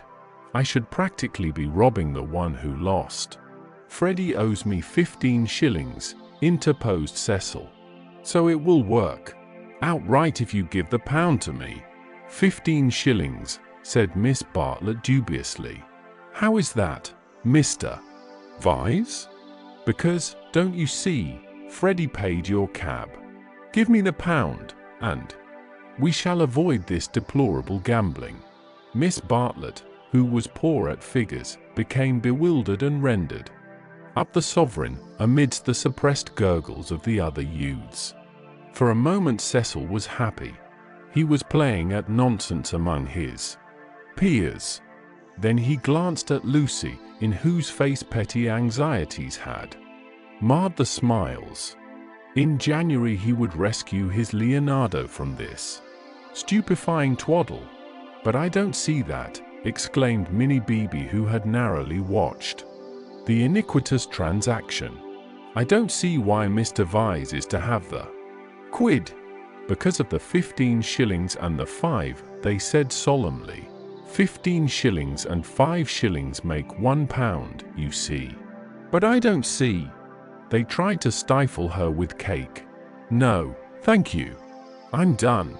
I don't see why." "Freddie, don't poke me. Miss Honeychurch, your brother's hurting me." "Oh, what about Mr. Floyd's 10 shillings? "Oh, no, I don't see, and I never shall see why Miss What's her name shouldn't pay that bob for the driver." "I had forgotten the driver," said Miss Bartlett, reddening. "Thank you, dear, for reminding me. A shilling, was it?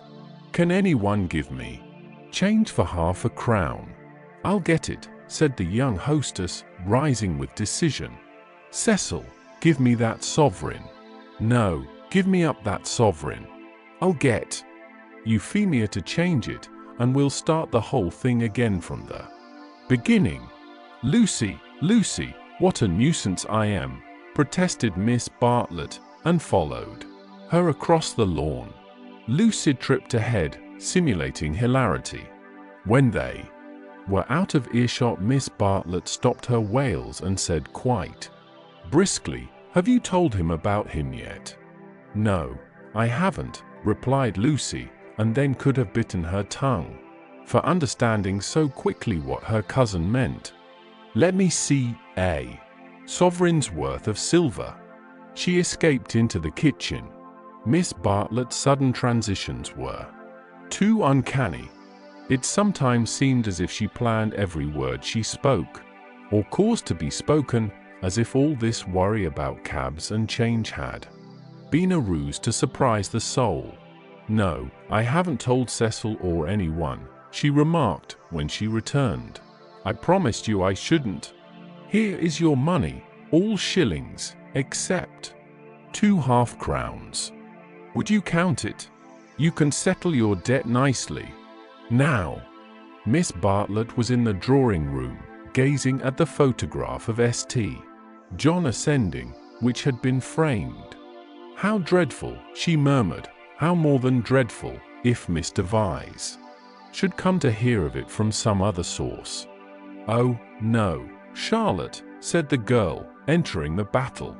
"George Emerson is all right, and what other source is there?"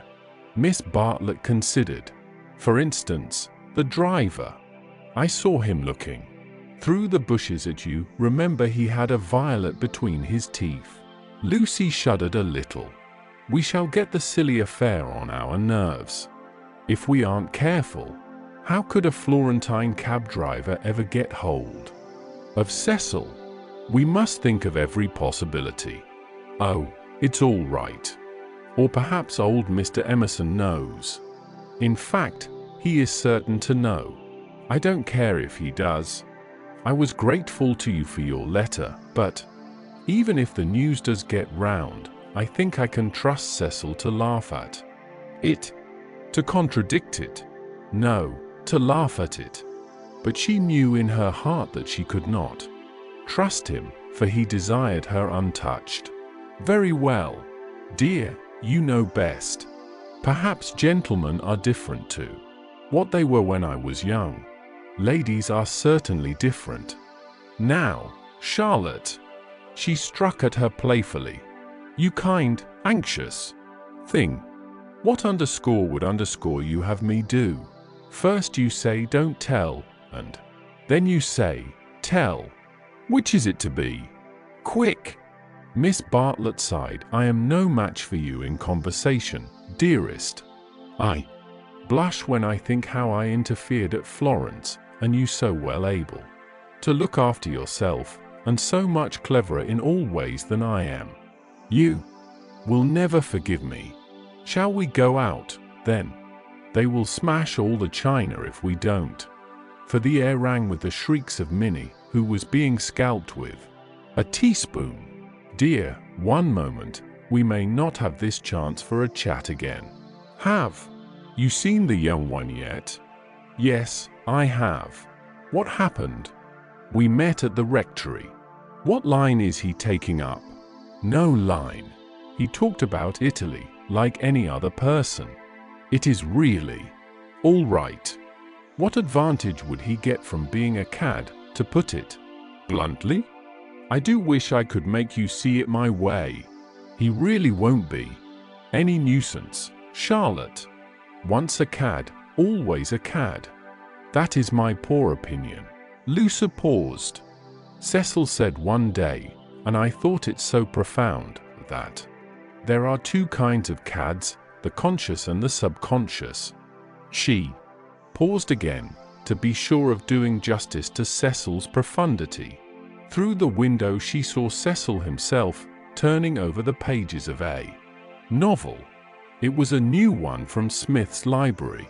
Her mother must have returned from the station. "Once a cad, always a cad," droned Miss Bartlett. What I mean by subconscious is that Emerson lost his head.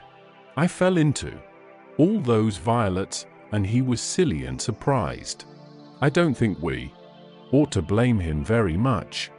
It makes such a difference when you see a person with beautiful things behind him unexpectedly. It really does. It makes an enormous difference, and he lost his head. He doesn't admire me or any of that nonsense. One straw. Freddie rather likes him and has asked him up here on Sunday, so you can judge for yourself. He has improved. He doesn't always look as if he's going to burst into tears. He is a clerk in the general manager's office at one of the big railways, not a porter, and runs down to his father for weekends.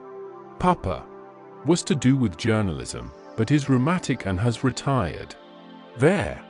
Now. For the garden. She took hold of her guest by the arm. Suppose we don't talk about this silly Italian business anymore. We want you to have a nice restful visit at Windy Corner with no worrying. Lucy thought this rather a good speech. The reader may have detected an unfortunate slip in it. Whether Miss Bartlett detected the slip one cannot say, for it is impossible to penetrate into the minds of elderly people. She might have spoken further, but they were interrupted by the entrance of her hostess. Explanations took place, and in the midst of them Lucy escaped, the images throbbing a little more vividly in her brain. Chapter 15. The Disaster Within. The Sunday after Miss Bartlett's arrival was a glorious day, like most of the days of that year. In the Weald, autumn approached, breaking up the green monotony of summer, touching the parks with the grey bloom of mist, the beech trees with russet, the oak trees with gold.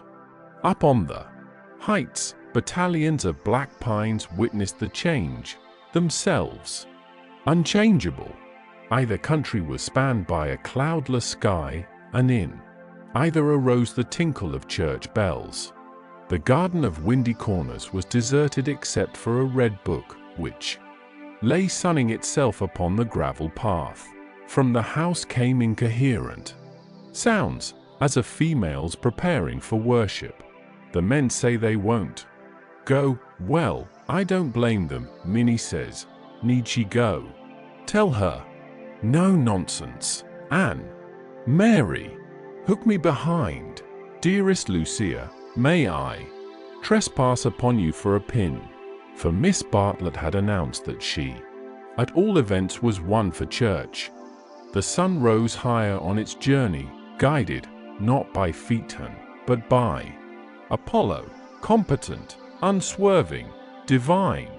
Its rays fell on the ladies whenever they advanced towards the bedroom windows, on Mr. Beebe down at Summer Street as he smiled over a letter from Miss Catherine Allen, on George Emerson cleaning his father's boots, and lastly, to complete the catalogue of memorable things, on the red book mentioned previously.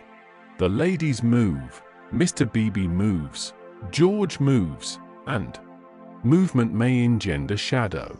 But this book lies motionless, to be caressed all the morning by the sun and to raise its covers slightly, as though acknowledging the caress. Presently Lucy steps out of the drawing-room window. Her new cerise dress has been a failure and makes her look tawdry and wan. At her throat is a garnet brooch, on her finger a ring set with rubies, an engagement ring. Her eyes are bent to the Weald. She frowns a little, not in anger, but as a brave child frowns when he is trying not to cry. In all that expanse no human eye is looking at her, and she may frown unrebuked and measure the spaces that yet survive between Apollo and the western hills. Lucy? Lucy? What's that book? Who's been taking a book out of the shelf and leaving it about to spoil? It's only the library book that Cecil's been reading. But pick it up, and don't stand idling there like a flamingo. Lucy picked up the book and glanced at the title listlessly, under A. Loggia. She no longer read novels herself, devoting all her spare time to solid literature in the hope of catching Cecil up. It was dreadful. How little she knew, and even when she thought she knew a thing, like the Italian painters, she found she had forgotten it. Only this morning, she had confused Francesco Francia with Piero della Francesca, and Cecil had said, "What? You aren't forgetting your Italy already?" And this too had lent anxiety to her eyes when she saluted the dear view, and the dear garden in the foreground, and above them, scarcely conceivable elsewhere, the dear sun. "Lucy, have you a sixpence for Minnie and a shilling for yourself?" She hastened into her mother, who was rapidly working herself into a Sunday fluster. "It's a special collection, I forget what for.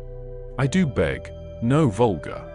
Clinking in the plate with halfpennies, "See that Minnie has a nice, bright sixpence."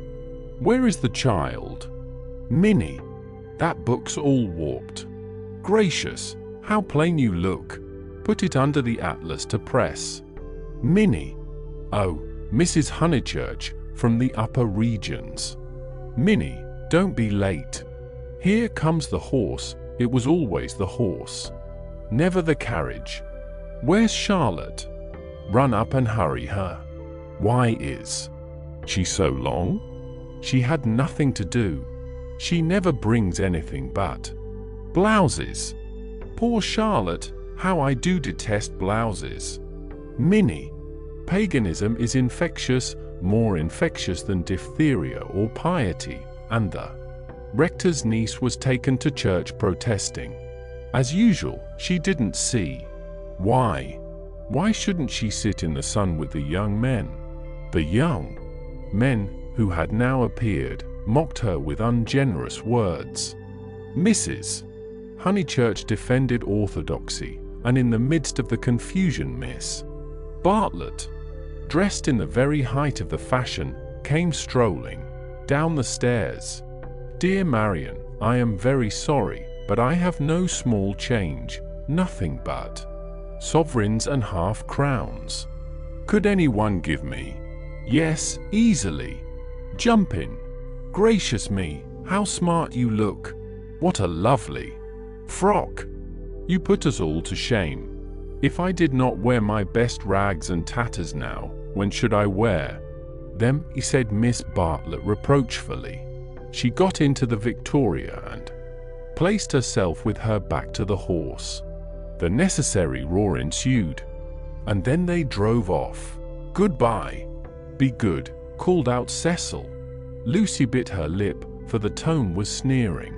On the subject of church, and so on, they had had rather an unsatisfactory conversation. He had said that people ought to overhaul themselves, and she did not want to overhaul herself. She did not know it was done. Honest orthodoxy Cecil respected, but he always assumed that honesty is the result of a spiritual crisis. He could not imagine it as a natural birthright that might grow heavenward like flowers. All that he said on this subject pained her, though he exuded tolerance from every pore. Somehow the Emersons were different. She saw the Emersons after church. There was a line of carriages down the road, and the Honeychurch vehicle happened to be opposite Sissy Villa. To save time, they walked over the green to it, and found father and son smoking in the garden. "Introduce me," said her mother. "Unless the young man considers that he knows me already." He probably did, but Lucy ignored the sacred lake and introduced them formally. Old Mr. Emerson claimed her with much warmth, and said how glad he was that she was going to be married. She said yes, she was glad too, and then, as Miss Bartlett and Minnie were lingering behind with Mr. Beebe, she turned the conversation to a less disturbing topic, and asked him how he liked his new house. "Very much," he replied. but there was a note of offense in his voice. She had never known him offended before. He added, "We find, though, that the Miss Allens were coming, and that we have turned them out. Women mind such a thing. I am very much upset about it. I believe that there was some misunderstanding," said Mrs. Honeychurch uneasily. "Our landlord was told that we should be a different type of person," said George, who seemed disposed to carry the matter further. "He thought we should be artistic. He is disappointed, and I wonder whether we ought to write to the Miss Allens and offer to give it up. What do you think?" He appealed to Lucy. "Oh, stop now, you have come," said Lucy lightly. She must avoid censuring Cecil, for it was on Cecil that the little episode turned, though his name was never mentioned. "So George says. He says that the Miss Allens must go to the wall. Yet, it does seem so unkind." "There is only a certain amount of kindness in the world," said George, watching the sunlight flash on the panels of the passing carriages. "Yes," exclaimed Mrs. Honeychurch. "That's exactly what I say. Why all this twiddling and twaddling over two Miss Allens?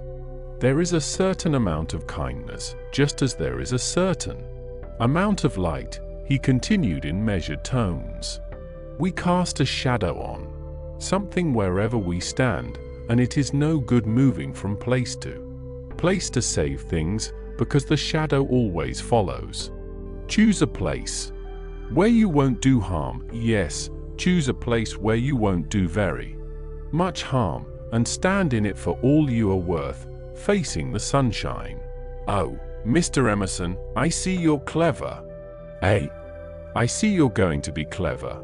I hope you didn't go behaving like that to poor Freddie." George's eyes laughed, and Lucy suspected that he and her mother would get on rather well. "No, I didn't," he said.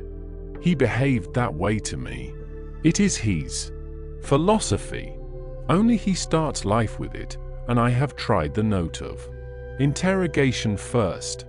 What do you mean? No, never mind what you mean. Don't explain. He looks forward to seeing you this afternoon. Do you play tennis? Do you mind tennis on Sunday? George mind tennis on Sunday. George, after his education, distinguish between Sunday. Very well, George doesn't mind tennis on Sunday. No more do I. That's settled. Mr. Emerson, if you could come with your son, we should be so pleased." He thanked her, but the walk sounded rather far. He could only potter about in these days. She turned to George, "And then he wants to give up his house to the Miss Allens." "I know," said George, and put his arm round his father's neck. The kindness that Mr. Beebe and Lucy had always known to exist in him came out suddenly, like sunlight touching a vast landscape, but touch of the morning sun. She remembered that in all his perversities he had never spoken against affection. Miss Bartlett approached. "You know our cousin, Miss Bartlett," said Mrs. Honeychurch pleasantly. "You met her with my daughter in Florence." "Yes, indeed," said the old man, and made as if he would come out of the garden to meet the lady. Miss Bartlett promptly got into the Victoria. Thus entrenched, she emitted a formal bow. It was the pension. Bertolini again, the dining table with the decanters of water and wine. It was the old battle of the room with the view. George did not respond to the bow. Like any boy, he blushed and was ashamed. He knew that the chaperone remembered. He said, I'll come up to tennis if I can manage it," and went into the house. Perhaps anything that he did would have pleased Lucy, but his awkwardness went straight to her heart. Men were not gods after all, but as human and as clumsy as girls. Even men might suffer from unexplained desires, and need help. To one of her upbringing, and of her destination. The weakness of men was a truth unfamiliar, but she had surmised it at Florence, when George threw her photographs into the River Arno. "George, don't go," cried his father, who thought it a great treat for people if his son would talk to them. "George has been in such good spirits today, and I am sure he will end by coming up this afternoon." Lucy caught her cousin's eye. Something in its mute appeal made her reckless. "Yes," she said, raising her voice, "I do hope he will." Then she went to the carriage and murmured, "The old man hasn't been told. I knew it was all right." Mrs. Honeychurch followed her, and they drove away, satisfactory that Mr. Emerson had not been told of the Florence escapade, yet Lucy's spirits should not have leapt up as if she had sighted the ramparts of heaven. Satisfactory, yet surely she greeted it with disproportionate joy. All the way home the horse's hoofs sang a tune to her, "He has not told, he has not told." Her brain expanded the melody, "He has not told his father, to whom he tells all things." It was not an exploit. "He did not laugh at me when I had gone." She raised her hand to her cheek.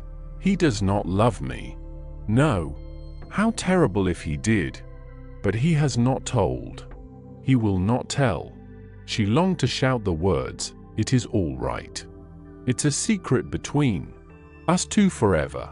Cecil will never hear." She was even glad that Miss Bartlett had made her promise secrecy that last dark evening at Florence, when they had knelt packing in his room. The secret, big or little, was guarded. Only 3 English people knew of it in the world. Thus she interpreted her joy. She greeted Cecil with unusual radiance, because she felt so safe. As he helped her out of the carriage, she said, "The Emersons have been so nice. George Emerson has improved enormously." "How are my protégés?" asked Cecil, who took no real interest in them, and had long since forgotten his resolution to bring them to Windy Corner for educational purposes. "Protégés," she exclaimed with some warmth, for the only relationship which Cecil conceived was feudal, that of protector and protected. He had no glimpse of the comradeship after which the girl's soul yearned. "You shall see for yourself how your protégés are. George Emerson is coming up this afternoon. He is a most interesting man to talk to. Only don't," she nearly said, "don't protect him." But the bell was ringing for lunch, and, as often happened, Cecil had paid no great attention to her remarks. Charm, not argument, was to be her forte. Lunch was a cheerful meal. Generally Lucy was depressed at meals. One had to be soothed, either Cecil or Miss Bartlett, or a being not visible to the mortal eye, a being who whispered to her soul, "It will not last, this cheerfulness. In January you must go to London to entertain the grandchildren of celebrated men." But today she felt she had received a guarantee. Her mother would always sit there, her brother here.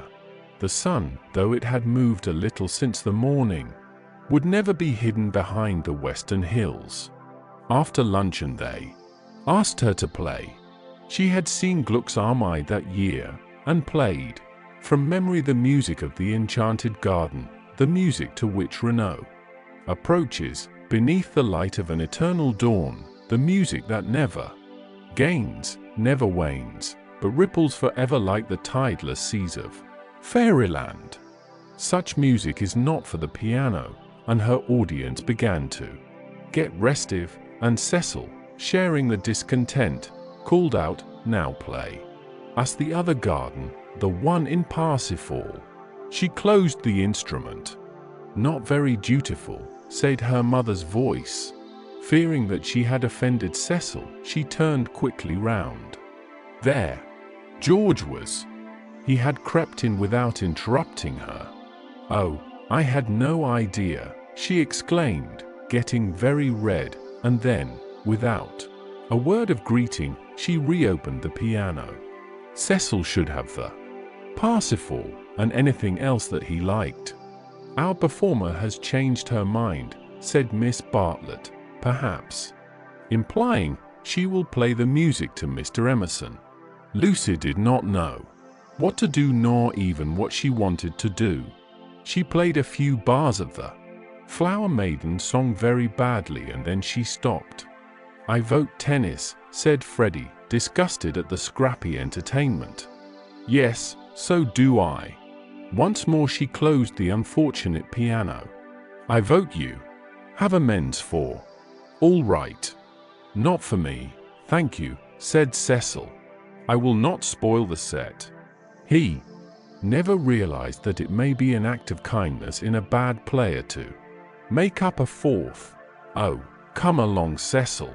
I'm bad, Floyd's rotten, and so I dare say's Emerson."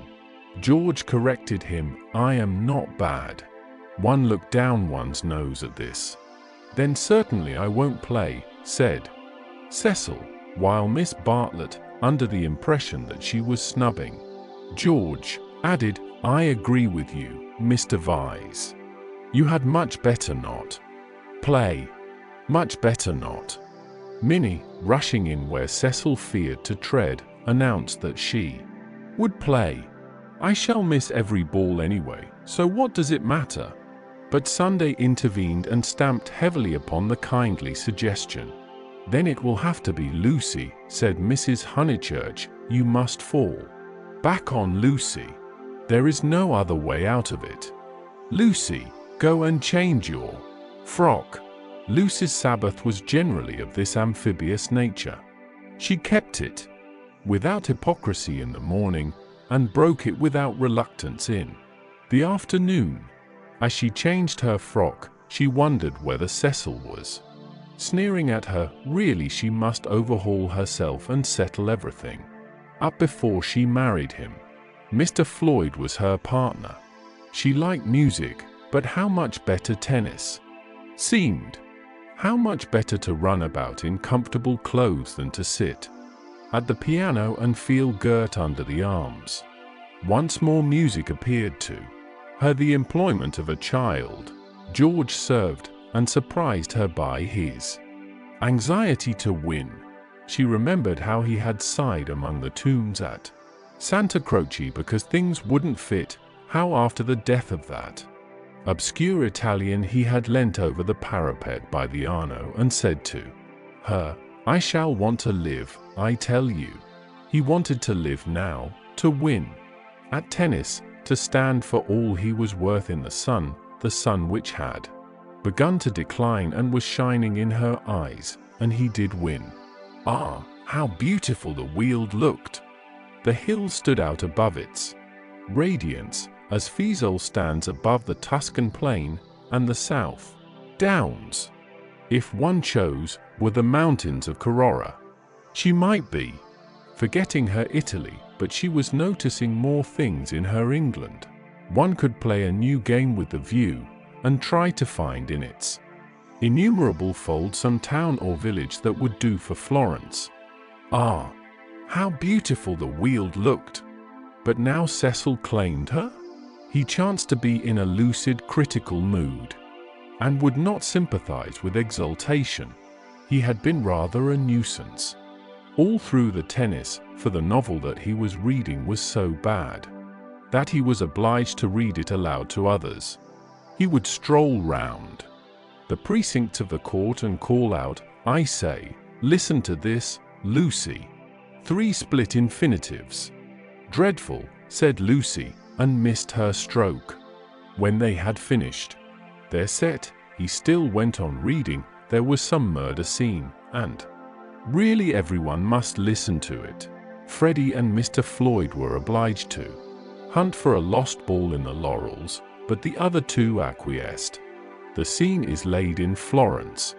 What fun! Cecil, read away. Come, Mr. Emerson, sit down after all your energy. She had forgiven George, as she put it, and she made a point of being pleasant to him. He jumped over the net and sat down at her feet, asking, "You are you tired?" "Of course I'm not." "Do you mind being beaten?" She was going to answer no, when it struck her that she did mind, so she answered, "Yes." She added merrily, "I don't see you're such a splendid player, though. The light was behind you, and it was in my eyes. I never said I was." "Why, you did. You didn't attend. You said, 'Oh, don't go in for accuracy at this house. We all exaggerate, and we get very angry with people who don't.'" "The scene is laid in Florence," repeated Cecil, with an upward note. Lucy recollected herself. "Sunset." Leonora was speeding. Lucy interrupted. "Leonora? Is Leonora the heroine? Who's the book by?" "Joseph Emery Prank." "Sunset." Leonora speeding across the square. "Pray, the saint she might not arrive too late." "Sunset, the sunset of Italy. Under Orcagna's loggia, the Loggia de Lanzi, as we sometimes call it. Now." Lucy burst into laughter. "Joseph Emery Prank indeed. Why, it's Miss Lavish. It's Miss Lavish's novel, and she's publishing it under somebody else's name. Who may Miss Lavish be?" "Oh, a dreadful person, Mr. Emerson. You remember Miss Lavish?" Excited by her pleasant afternoon, she clapped her hands. George looked up. "Of course I do. I saw her the day I arrived at Summer Street. It was she who told me that you lived here. Weren't you pleased?" She meant to see Miss Lavish, but when he bent down to the grass without replying, it struck her that she could mean something else. She watched his head, which was almost resting against her knee, and she thought that the ears were reddening. "No wonder the novel's bad," she added. "I never liked Miss Lavish, but I suppose one ought to read it as one's met her." "All modern books are bad," said Cecil, who was annoyed at her inattention and vented his annoyance on literature. "Everyone writes for money in these days." "Oh, Cecil, it is so. I will inflict Joseph Emery Prank on you no longer." Cecil, this afternoon, seemed such a twittering sparrow. The ups and downs in his voice were noticeable, but they did not affect her. She had dwelt amongst melody and movement, and her nerves refused to answer to the clang of his. Leaving him to be annoyed, she gazed at the black head again.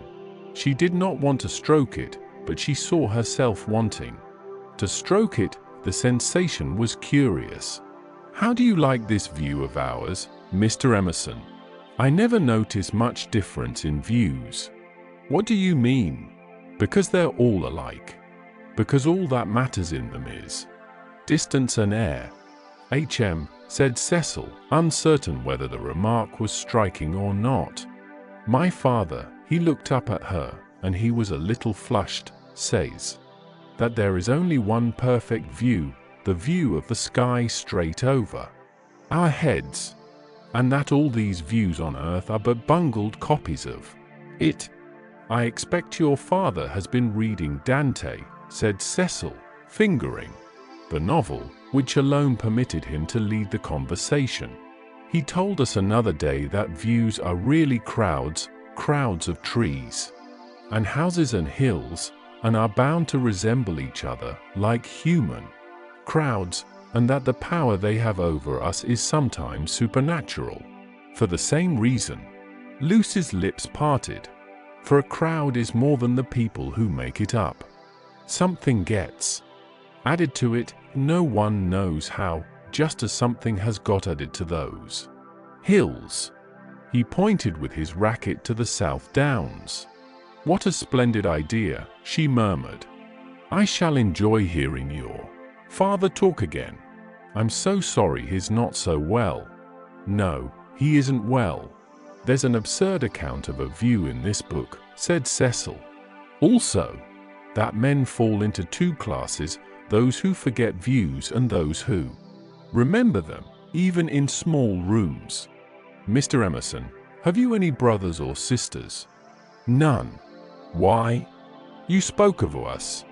My mother, I was meaning. Cecil closed the novel with a bang. Oh, Cecil, how you made me jump.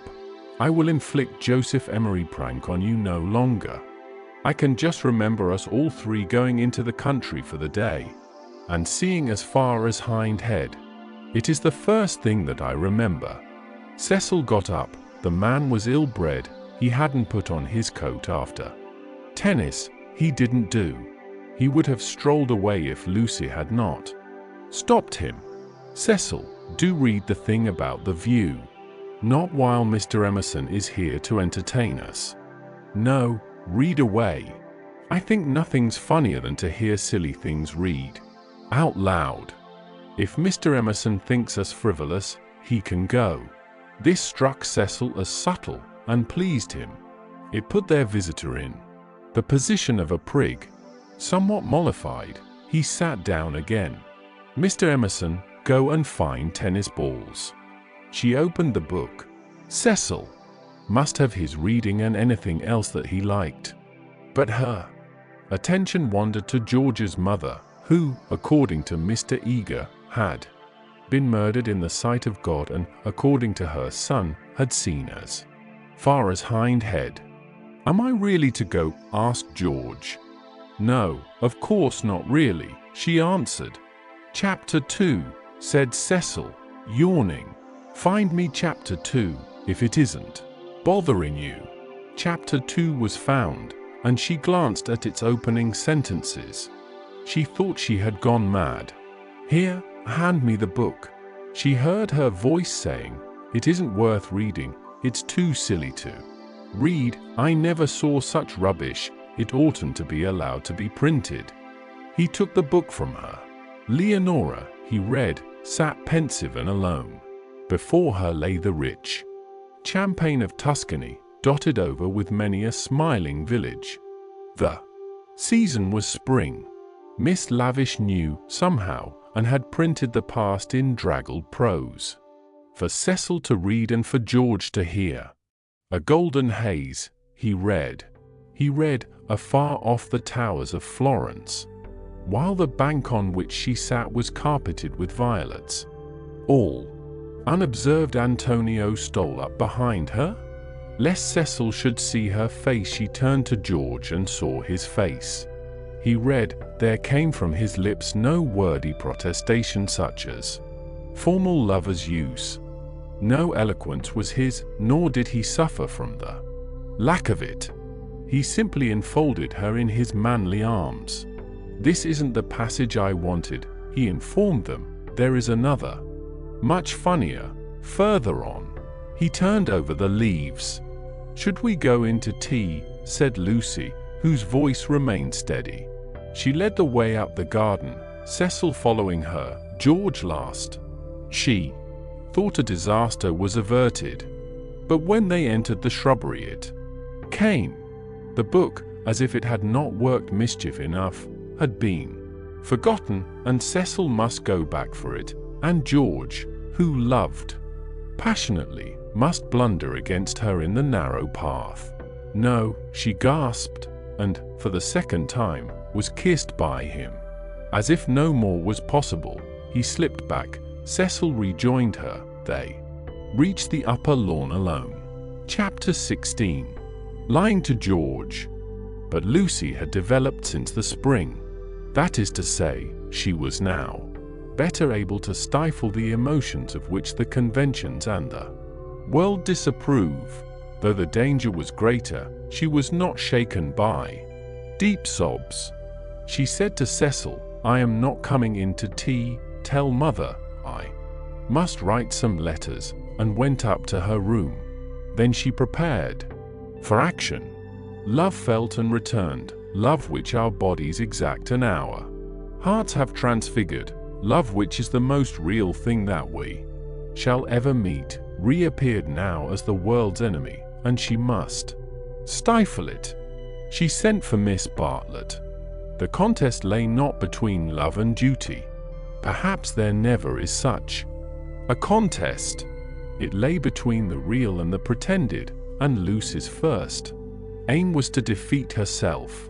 As her brain clouded over, as the memory of the views grew dim and the words of the book died away, she returned to her old shibboleth of nerves.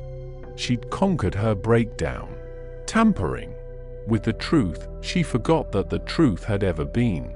Remembering that she was engaged to Cecil, she compelled herself to confused remembrances of George. He was nothing to her, he never had been anything. He had behaved abominably, she had never encouraged him.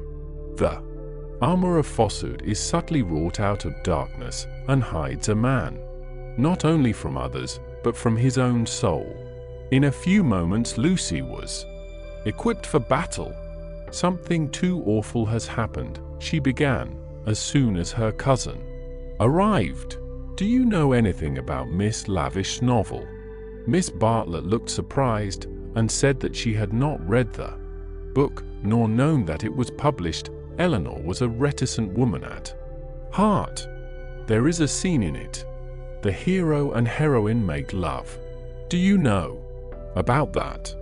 Do you know about it? Please, she repeated. They are on a hillside, and Florence is in the distance. My good Lucia, I am all at sea. I know nothing about it whatever. There are violets. I cannot believe it is a coincidence.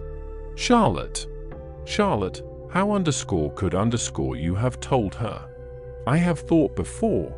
Speaking, it must be you. Told her what? She asked, with growing agitation.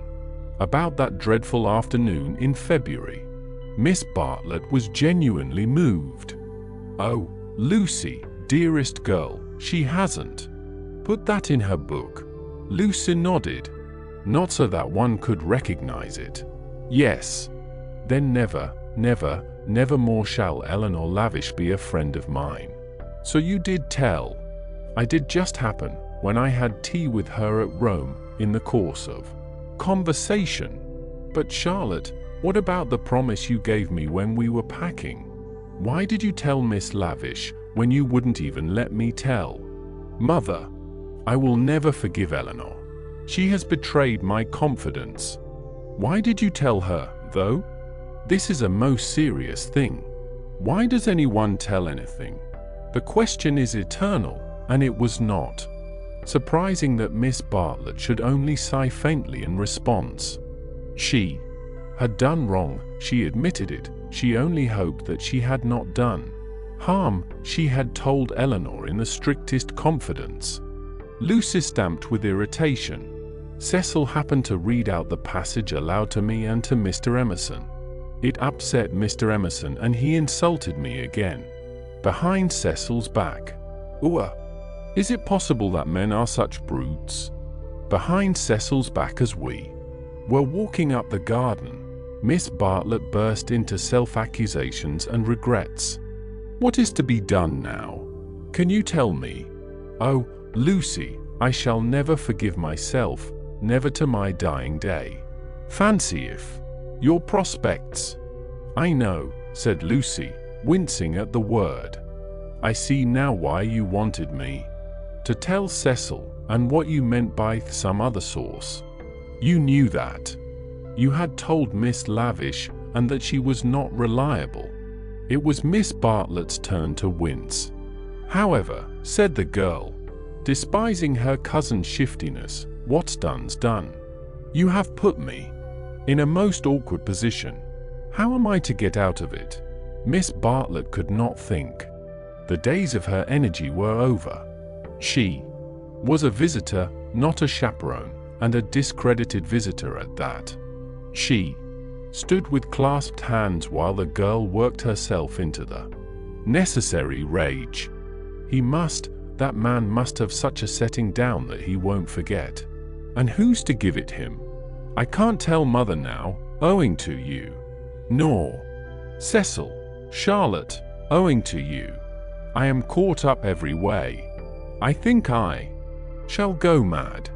I have no one to help me. That's why I've sent for you. What's wanted is a man with a whip. Miss Bartlett agreed. One wanted a man with a whip. Yes, but it's no good agreeing. What's to be underscore done, underscore we women go. Maundering on. What underscore does underscore a girl do when she comes across a cad? I always said he was a cad, dear.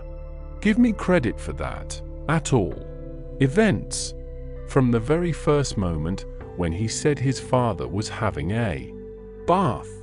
Oh, bother the credit and who's been right or wrong. We've both made a muddle of it. George Emerson is still down the garden there, and is he to be left unpunished, or isn't he? I want to know. Miss Bartlett was absolutely helpless. Her own exposure had unnerved her, and thoughts were colliding painfully in her brain. She moved feebly to the window and tried to detect the cad's white flannels among the laurels. You were ready enough at the Bertolini when you rushed me off to Rome. Can't you speak again to him now? Willingly would I move heaven and earth. I want something more definite, said Lucy contemptuously. Will you speak to him? It is the least you can do, surely, considering it all happened because you broke your word. Never again shall Eleanor Lavish be a friend of mine. Really, Charlotte was outdoing herself. Yes or no? Please, yes or no?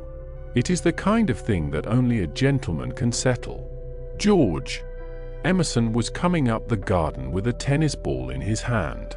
Very well, said Lucy with an angry gesture. No one will help me. I will speak to him myself. And immediately she realized that this was what her cousin had intended all along. Hello, Emerson, called Freddie from below. Found the lost ball? Good. Man. Want any tea? And there was an eruption from the house onto the terrace. Oh, Lucy, but that is brave of you. I admire you. They had gathered round George, who beckoned, she felt, over the rubbish, the sloppy thoughts, the furtive yearnings that were beginning to cumber her soul. Her anger faded at the sight of him. Ah, the Emersons were fine people in their way. She had to subdue a rush in her blood before saying, Freddie has taken him into the dining room. The others are going down the garden. Come, let us get this over quickly. Come, I want you in the room, of course. Lucy, do you mind doing it? How can you ask such a ridiculous question? Poor Lucy, she stretched out her hand. I seem to bring nothing but misfortune wherever I go. Lucy nodded. She remembered their last evening at Florence, the packing, the candle, the shadow of Miss Bartlett's toque on the door. She was not to be trapped by pathos a second time. Eluding her cousin's caress, she led the way downstairs. Try the jam, Freddie was saying. The jam's jolly good. George, looking big and disheveled, was pacing up and down the dining room. As she entered, he stopped and said, No, nothing to eat. You go down to the others, said Lucy. Charlotte and I will give Mr. Emerson all he wants. Where's Mother? She started on her Sunday writing. She's in the drawing room. That's all right. You go away. He went off singing. Lucy sat down at the table. Miss Bartlett, who was thoroughly frightened, took up a book and pretended to read. She would not be drawn into an elaborate speech. She just said, I can't have it, Mr. Emerson. I cannot even talk to you. Go out of this house and never come into it again as long as I live here, Flushing. As she spoke and pointing to the door. I hate a row. Go please. What? No discussion. But I can't. She shook her head. Go, please. I do not want to call in Mr. Vyse. You don't mean, he said, absolutely ignoring Miss Bartlett, you don't mean that you are going to marry that man? The line was unexpected.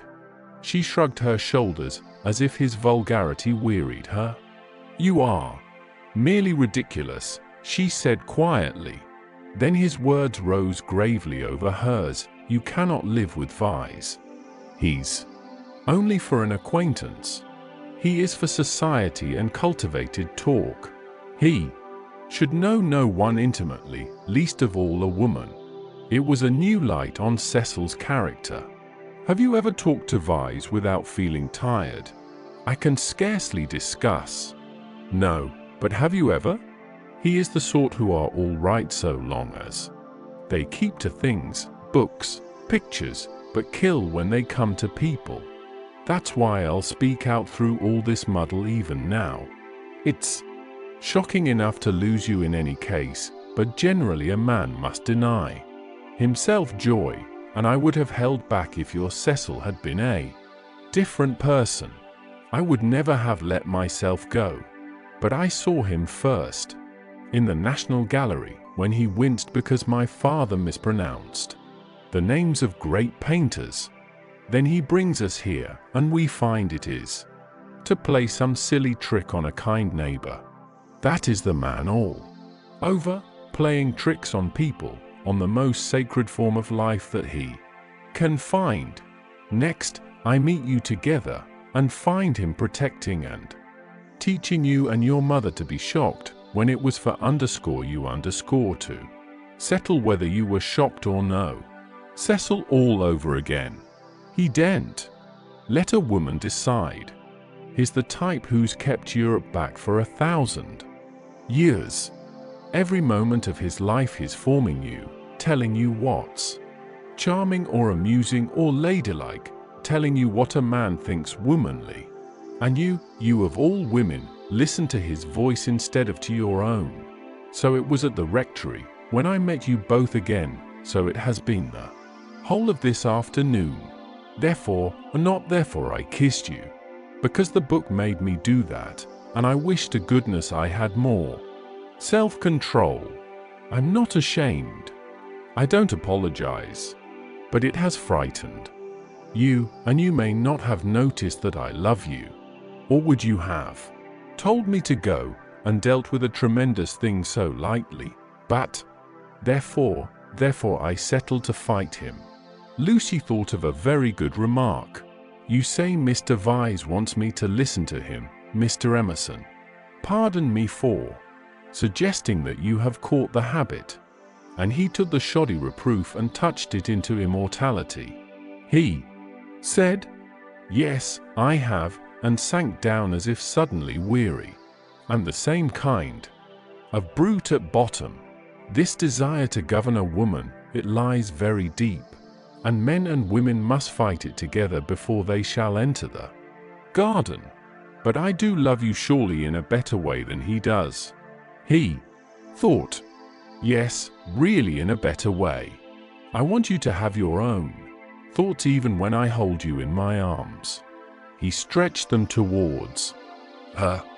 Lucy, be quick, there's no time for us to talk now. Come to me as you came in the spring, and afterwards I will be gentle and explain. I have cared for you since that man died. I cannot live without you, no. Good, I thought, she is marrying someone else, but I meet you again, when all the world is glorious water and sun. As you came through the wood I saw that nothing else mattered. I called. I wanted to live and have my chance of joy. And Mr. Vyse, said Lucy, who kept commendably calm. Does he not matter? That I love Cecil and shall be his wife shortly? A detail of no importance, I suppose. But he stretched his arms over the table towards her. May I ask what you intend to gain by this exhibition?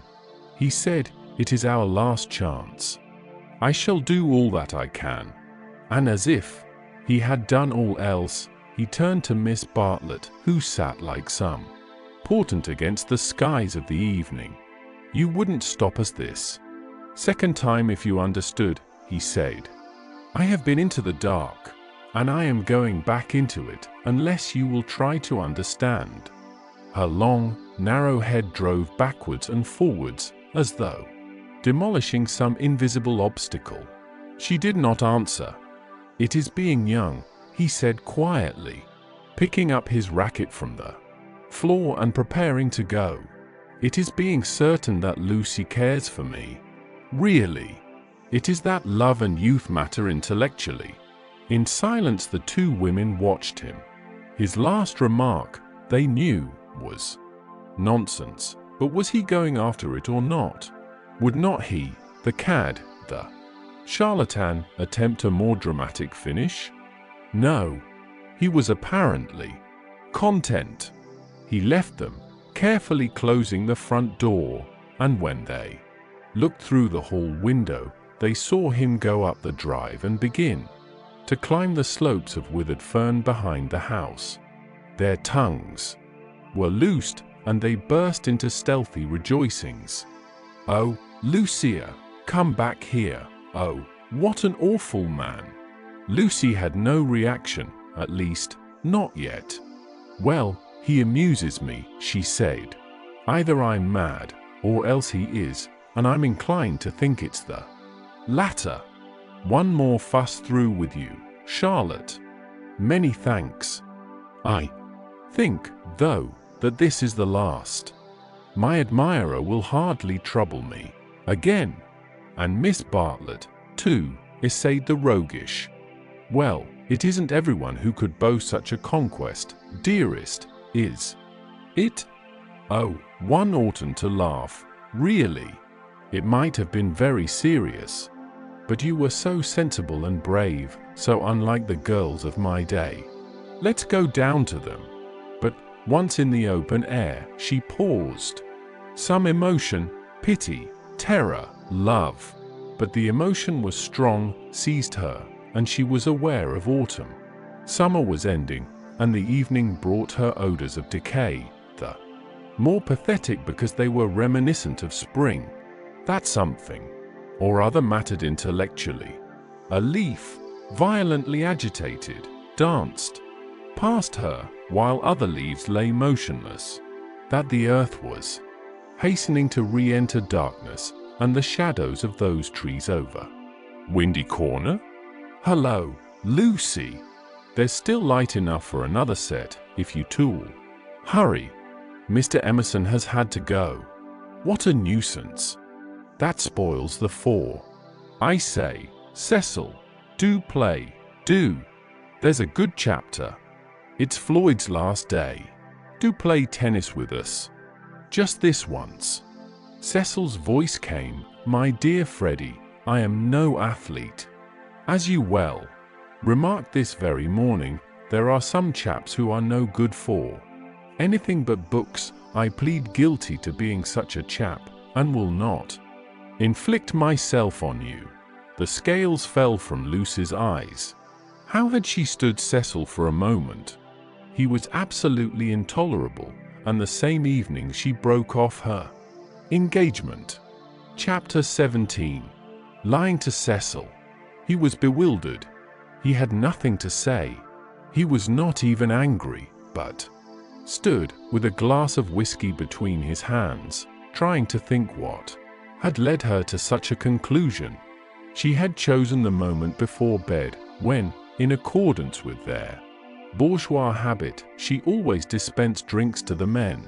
Freddie and Mr.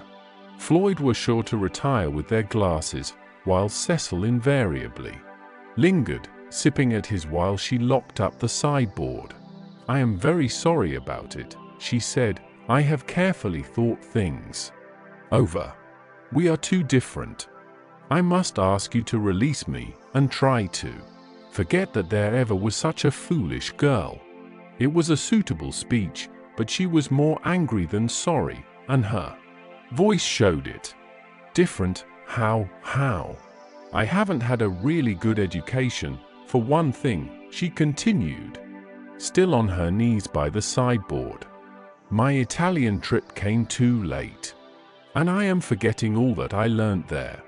I shall never be able to talk to your friends or behave as a wife of yours should.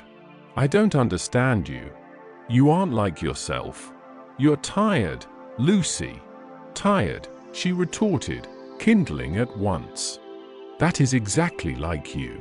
You always think women don't mean what they say. Well, you sound tired, as if something has worried you. What if I do? It doesn't prevent me from realizing the truth. I can't marry you, and you will thank me for saying so someday. You had that bad headache yesterday, all right," for she had exclaimed indignantly, "I see it's much more than headaches. But give me a moment's time." He closed his eyes. "You must excuse me if I say stupid things, but my brain has gone to pieces. Part of it lives 3 minutes back, when I was sure that you loved me, and the other part, I find it difficult. I am likely to say the wrong thing." It struck her that he was not behaving so badly, and her irritation increased.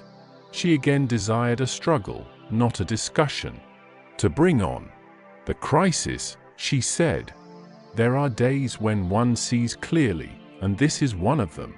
Things must come to a breaking point sometime, and it happens to be today.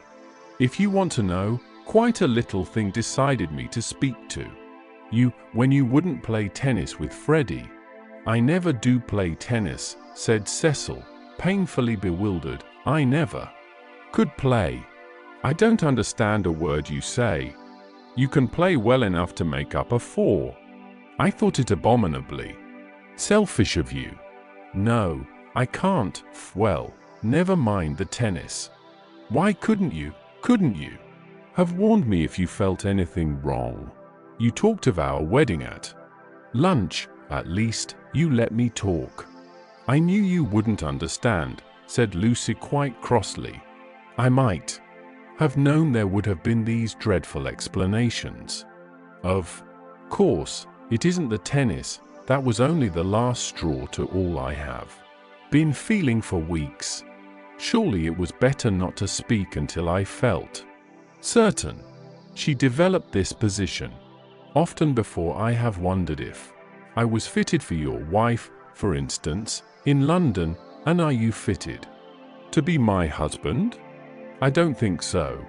You don't like Freddie, nor my mother.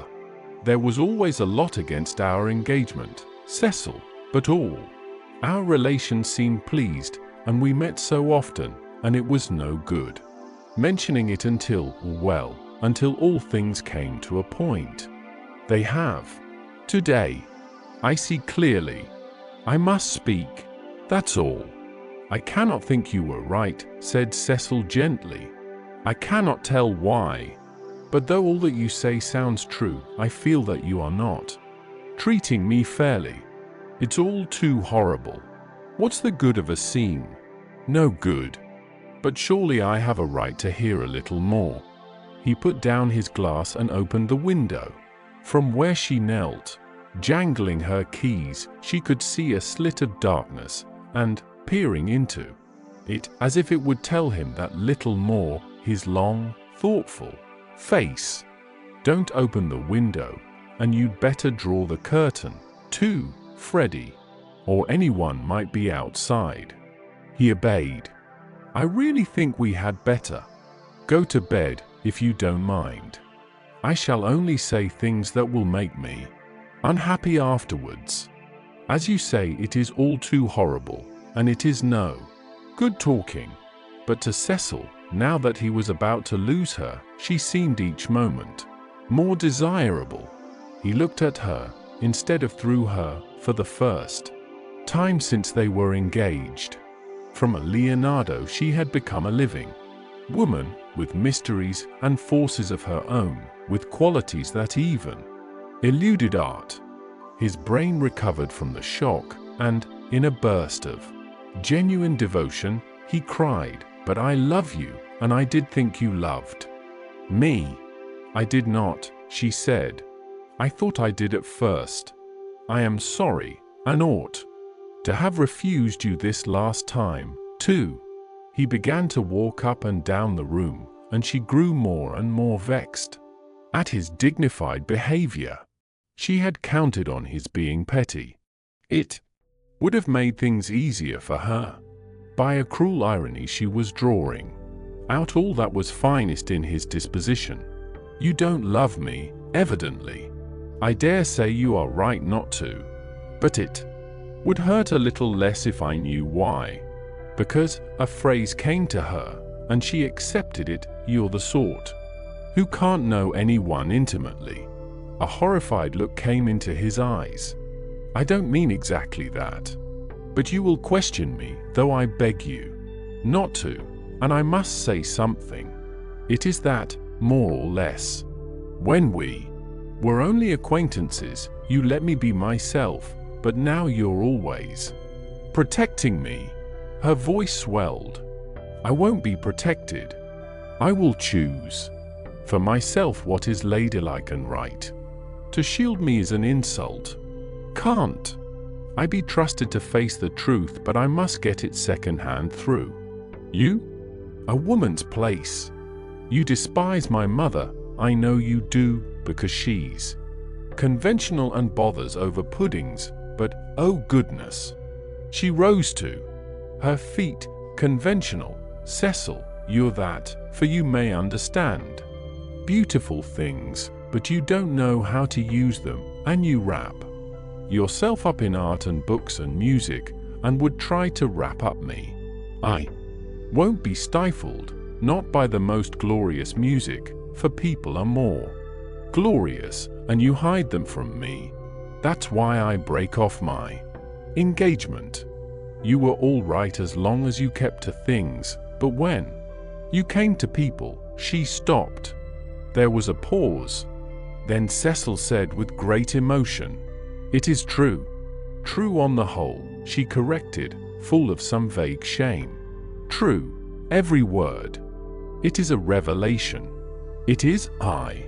Anyhow, those are my reasons for not being your wife." He repeated, "The sort that can know no one intimately. It is true. I fell to pieces the very first day we were engaged. I behaved like a cad to Bibi and to your brother. You are even greater than I thought." She withdrew a step. "I'm not going to worry you. You are far too good to me. I shall never forget your insight, and, dear, I only blame you for this. You might have warned me in the early stages, before you felt you wouldn't marry me, and so have given me a chance to improve. I have never known you till this evening. I have just used you as a peg for my silly notions of what a woman should be. But this evening you are a different person, new thoughts, even a new voice." "What do you mean by a new voice?" she asked, seized with incontrollable anger. "I mean that a new person seems speaking through you," said he. Then she lost her balance. She cried, "If you think I am in love with someone else, you are very much mistaken. Of course I don't think that. You are not that kind, Lucy." "Oh, yes, you do think it.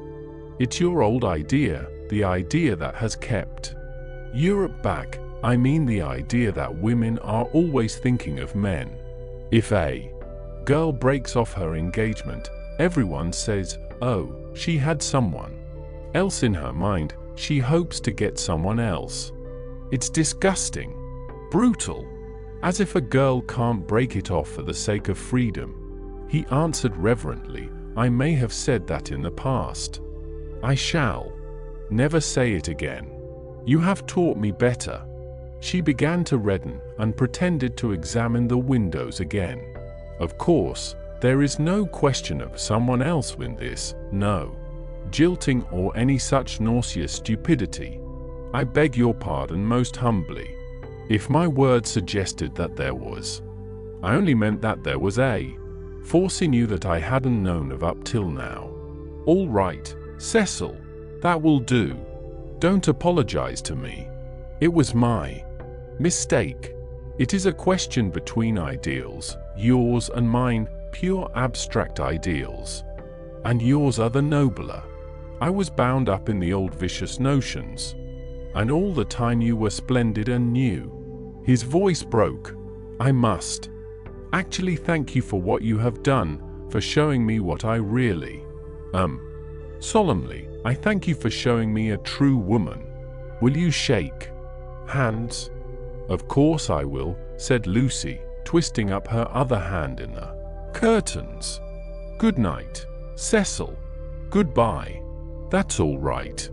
I'm sorry about it. Thank you very much for your gentleness. Let me light your candle, shall I? They went into the hall. Thank you. Good night again. God bless you, Lucy. Goodbye, Cecil.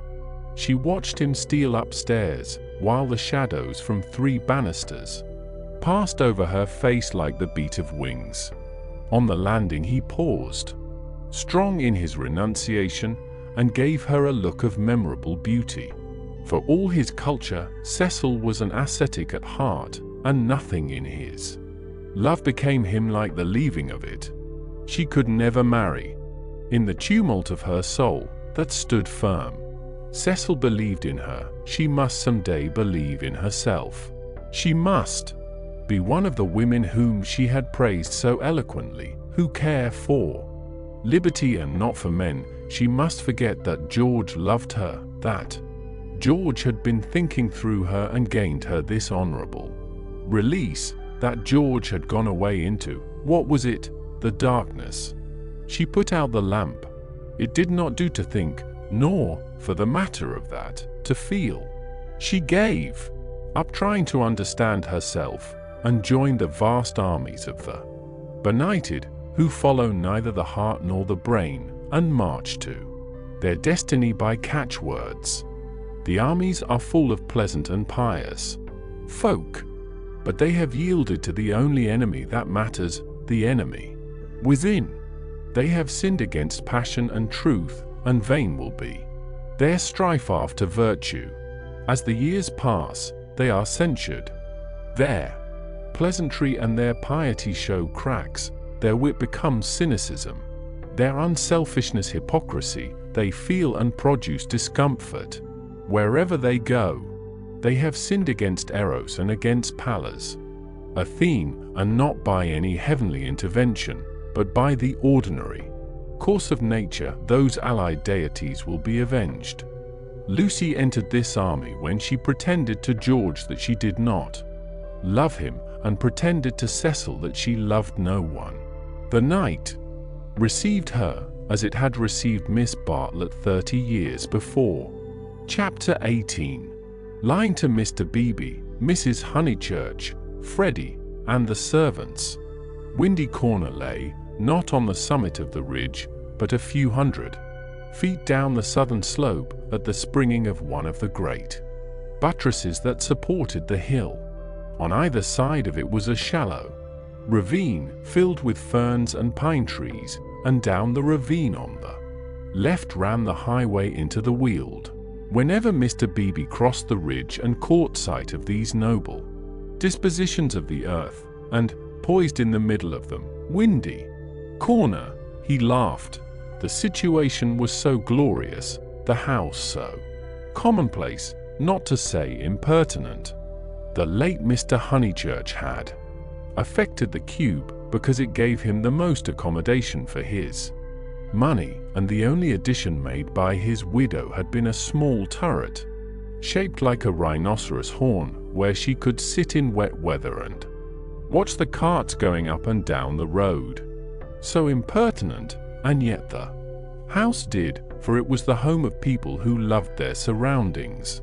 Honestly, other houses in the neighborhood had been built by expensive architects. Over others their inmates had fidgeted sedulously, yet all these suggested the accidental, the temporary, while Windy Corner seemed as inevitable as an ugliness of nature's own creation.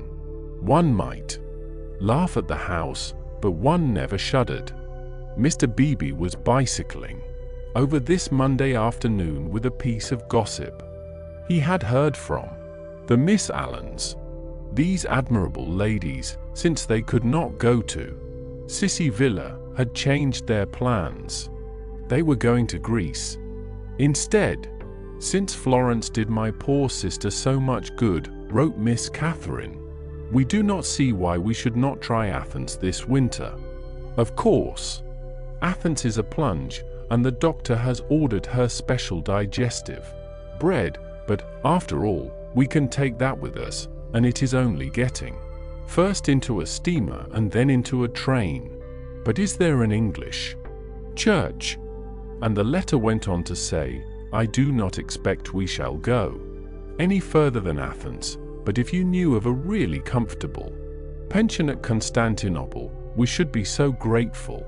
Lucy would enjoy this letter, and the smile with which Mr. Beebe greeted Windy Corner was partly for her. She would see the fun of it, and some of its beauty, for she must see some beauty, though she was hopeless about pictures, and though she dressed so unevenly. Oh, that cerise frock yesterday at church, she must see some beauty in life, or she could not play the piano as she did. He had a theory that musicians are incredibly complex, and know far less than other artists what they want and what they are, that they puzzle themselves as well as their friends, that their psychology is a modern development and has not yet been understood. This theory, had he known it, had possibly just been illustrated by facts. Ignorant of the events of yesterday, he was only riding over to get some tea, to see his niece, and to observe whether Miss Honeychurch saw anything beautiful in the desire of two old ladies to visit Athens. A carriage was drawn up outside Windy Corner, and just as he caught sight of the house it started, bowled up the drive, and stopped abruptly when it reached the main road. Therefore it must be the horse, who always expected people to walk up the hill in case they tired him. The door opened obediently, and two men emerged, whom Mr. Beebe recognized as Cecil and Freddie. They were an odd couple to go driving, but he saw a trunk beside the coachman's legs. Cecil, who wore a bowler, must be going away, while Freddie, a cap, was seeing him to the station. They walked rapidly, taking the short cuts, and reached the summit while the carriage was still pursuing the windings of the road. They shook hands with the clergyman, but did not speak. So you're off for a minute, Mr. Vyse? He asked. Cecil said, yes, while Freddie edged away. I was coming to show you this delightful letter from those friends of Miss Honeychurch. He quoted from it. Isn't it wonderful? Isn't it? Romance? Most certainly they will go to Constantinople. They are taken in a snare that cannot fail. They will end by going round the world. Cecil listened civilly, and said he was sure that Lucy would be amused and interested. Isn't romance capricious? I never notice it in you young people. You do nothing but play lawn tennis and say that romance is dead, while the Miss Allens are struggling with all the weapons of propriety against the terrible thing, a really comfortable pension at Constantinople. So they call it out of decency, but in their hearts they want a pension, with magic windows opening on the foam of perilous seas in fairyland. Forlorn. No ordinary view will content the Miss Allens. They want the pension, Keats. I'm awfully sorry to interrupt, Mr. Beebe, said Freddie, but have you any matches? I have, said Cecil, and it did not escape Mr. Beebe's notice that he spoke to the boy more kindly. You have never met these Miss Allens, have you, Mr. Vyse? Never. Then you don't see the wonder of this Greek visit. I haven't been to Greece myself, and don't mean to go, and I can't imagine any of my friends going. It is altogether too big for our little lot. Don't you think so? Italy is just about as much as we can manage. Italy is heroic, but Greece is godlike or devilish, I am not sure which, and in either case absolutely out of our suburban focus. All right, Freddie, I'm not being clever, upon my word I am not. I took the idea from another fellow, and give me those matches when you've done with them. He lit a cigarette, and went on talking to the two young men. I was saying, if our poor little Cockney lives must have a background, let it be Italian, big enough in all conscience. The ceiling of the Sistine Chapel for me, there the contrast is just as much as I can realize. But not the Parthenon, not the frieze of Phidias at any price, and here comes the Victoria. You're quite right, said Cecil. Greece is not for our little lot. And he got in. Freddie followed, nodding to the clergyman, whom he trusted not to be pulling one's leg, really. And before they had gone a dozen yards he jumped out and came running back for Vi's matchbox, which had not been returned. As he took it, he said, I'm so glad you only talked about books. Cecil's hard hit. Lucy won't marry him. If you'd gone on about her, as you did about them, he might have broken down. But when? Late last night. I must go. Perhaps they won't want me down there. No, go on. Goodbye. Thank goodness, exclaimed Mr. Beebe to himself, and struck the saddle of his bicycle approvingly. It was the one foolish thing she ever did. Oh, what a glorious riddance! And, after a little thought, he negotiated the slope into Windy Corner, light of heart. The house was, again as it ought to be, cut off forever from Cecil's pretentious world. He would find Miss Minnie down in the garden. In the drawing-room Lucy was tinkling at a Mozart sonata. He hesitated a moment, but went down the garden as requested. There he found a mournful company. It was a blustering day, and the wind had taken and broken the dahlias. Mrs. Honeychurch, who looked cross, was tying them up, while Miss Bartlett, unsuitably dressed, impeded her with offers of assistance. At a little distance stood Minnie and the garden child, a minute importation, each holding either end of a long piece of base. Oh, how do you do, Mr. Beebe? Gracious, what a mess everything is. Look at my scarlet pom-poms, and the wind blowing your skirts about, and the ground so hard that not a prop will stick in, and then the carriage having to go out, when I had counted on having Powell, who will give everyone their due, does tie up dahlias properly. Evidently Mrs. Honeychurch was shattered. How do you do, said Miss Bartlett, with a meaning glance, as though conveying that more than dahlias had been broken off by the autumn gales. Here, Lenny, the bass, cried Mrs. Honeychurch. The garden child, who did not know what bass was, stood rooted to the path with horror. Minnie slipped to her uncle and whispered that everyone was very disagreeable today, and that it was not her fault if dahlia strings would tear long ways instead of across. Come for a walk with me, he told her. You have worried them as much as they can stand. Mrs. Honeychurch, I only called in aimlessly. I shall take her up to tea at the Beehive Tavern, if I may. Oh, must you? Yes, do. Not the scissors, thank you, Charlotte. When both my hands are full already, I'm perfectly certain that the orange cactus will go before I can get to it. Mr. Beebe, who was an adept at relieving situations, invited Miss Bartlett to accompany them to this mild festivity. Yes, Charlotte, I don't want you to go. There's nothing to stop about, for either in the house or out of it. Miss Bartlett said that her duty lay in the dahlia bed, but when she had exasperated everyone, except Minnie, by a refusal, she turned round and exasperated Minnie by an acceptance. As they walked up the garden, the orange cactus fell, and Mr. Beebe's last vision was of the garden child clasping it like a lover, his dark head buried in a wealth of blossom. "It is terrible, this havoc among the flowers," he remarked.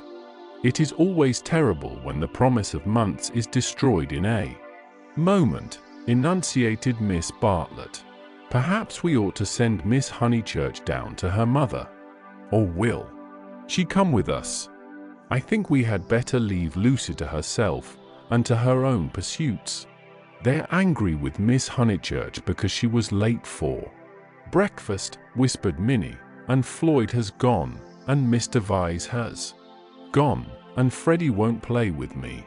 In fact, Uncle Arthur, the house is not at all what it was yesterday." "Don't be a prig," said her Uncle Arthur. "Go and put on your boots." He stepped into the drawing room, where Lucy was still attentively pursuing the sonatas of Mozart. She stopped when he entered. "How do you do? Miss Bartlett and Minnie are coming with me to tea at the Beehive. Would you come too?" "I don't think I will, thank you." "No, I didn't suppose you would care to much." Lucy turned to the piano and struck a few chords.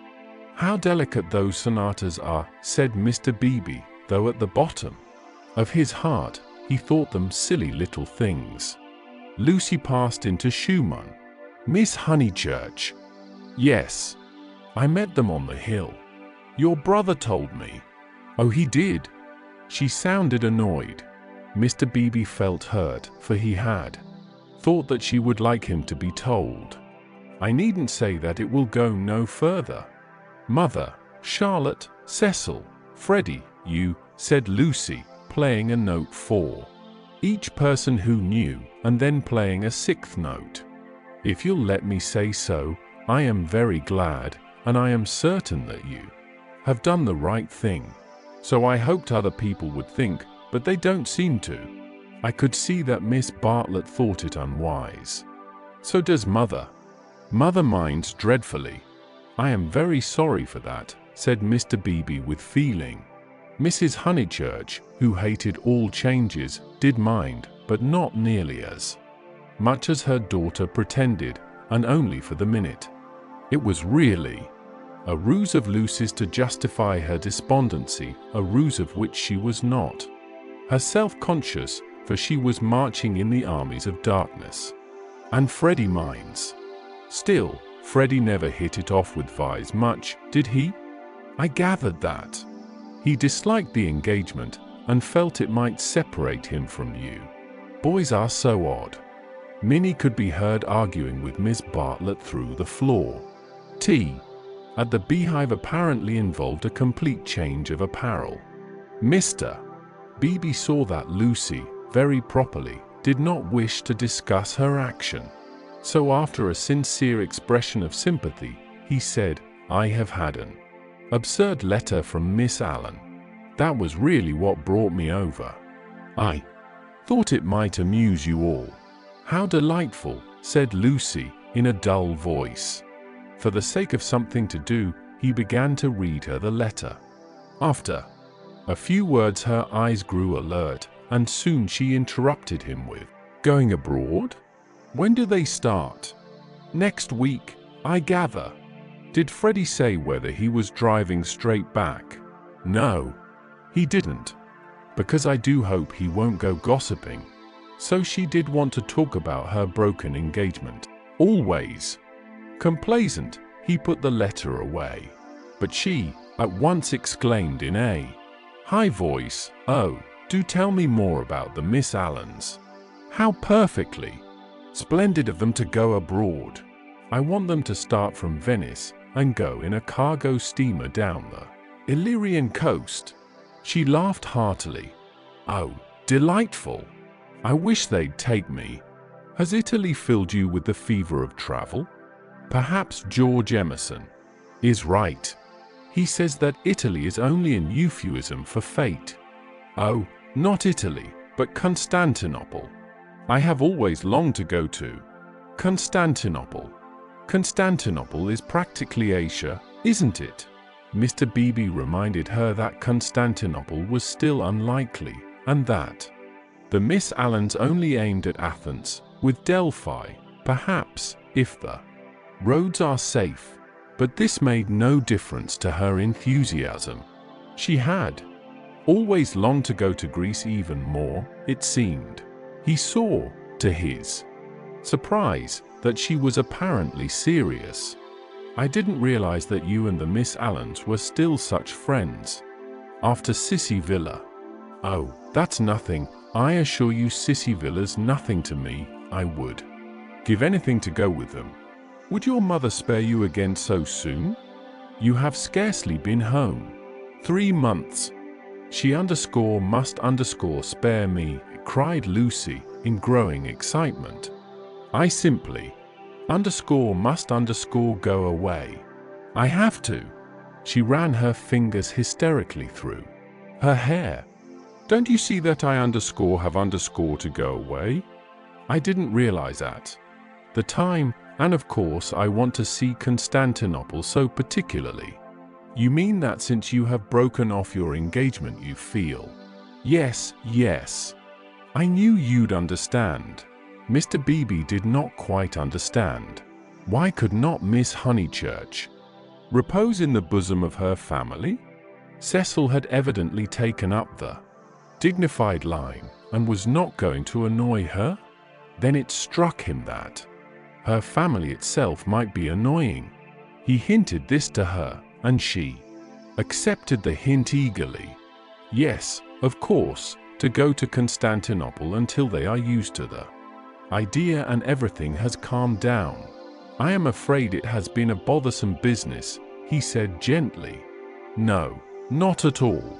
Cecil was very kind indeed, only I had better tell you the whole truth, since you have heard a little. It was that he is so masterful. I found that he wouldn't let me go my own way.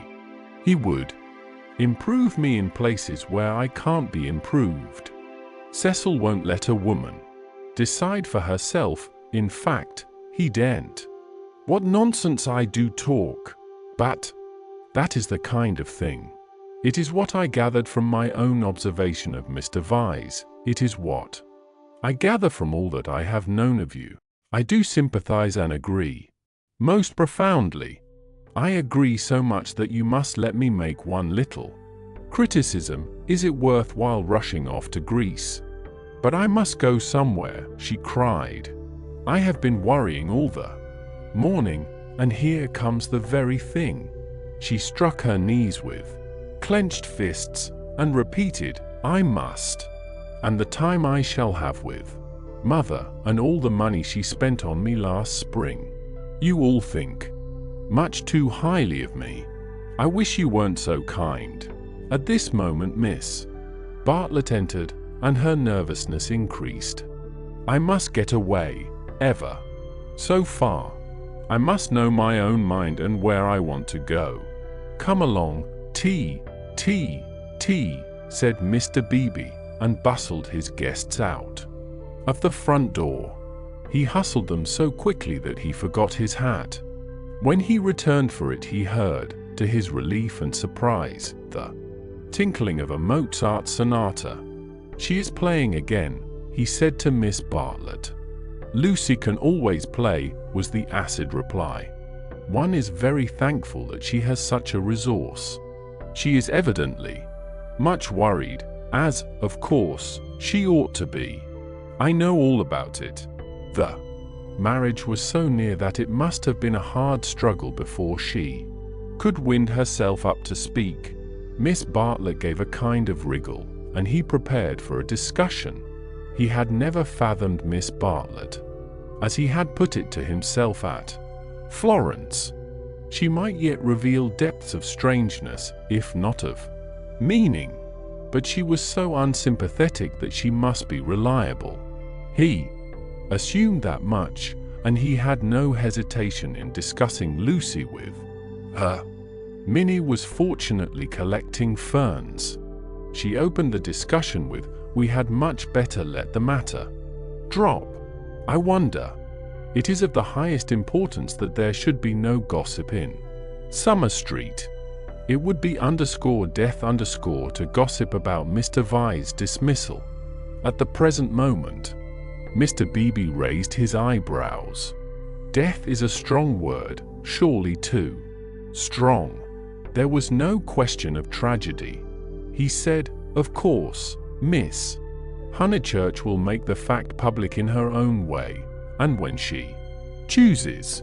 Freddie only told me because he knew she would not mind." "I know," said Miss Bartlett civilly. "Yet Freddie ought not to have told even you. One cannot be too careful." "Quite so. I do implore absolute secrecy. A chance word to a chattering friend. And exactly." He was used to these nervous old maids and to the exaggerated importance that they attach to words. A rector lives in a web of petty secrets and confidences and warnings, and the wiser he is, the less he will regard them. He will change the subject, as did Mr. Beebe, saying cheerfully, "Have you heard from any Bertolini people lately? I believe you keep up with Miss Lavish.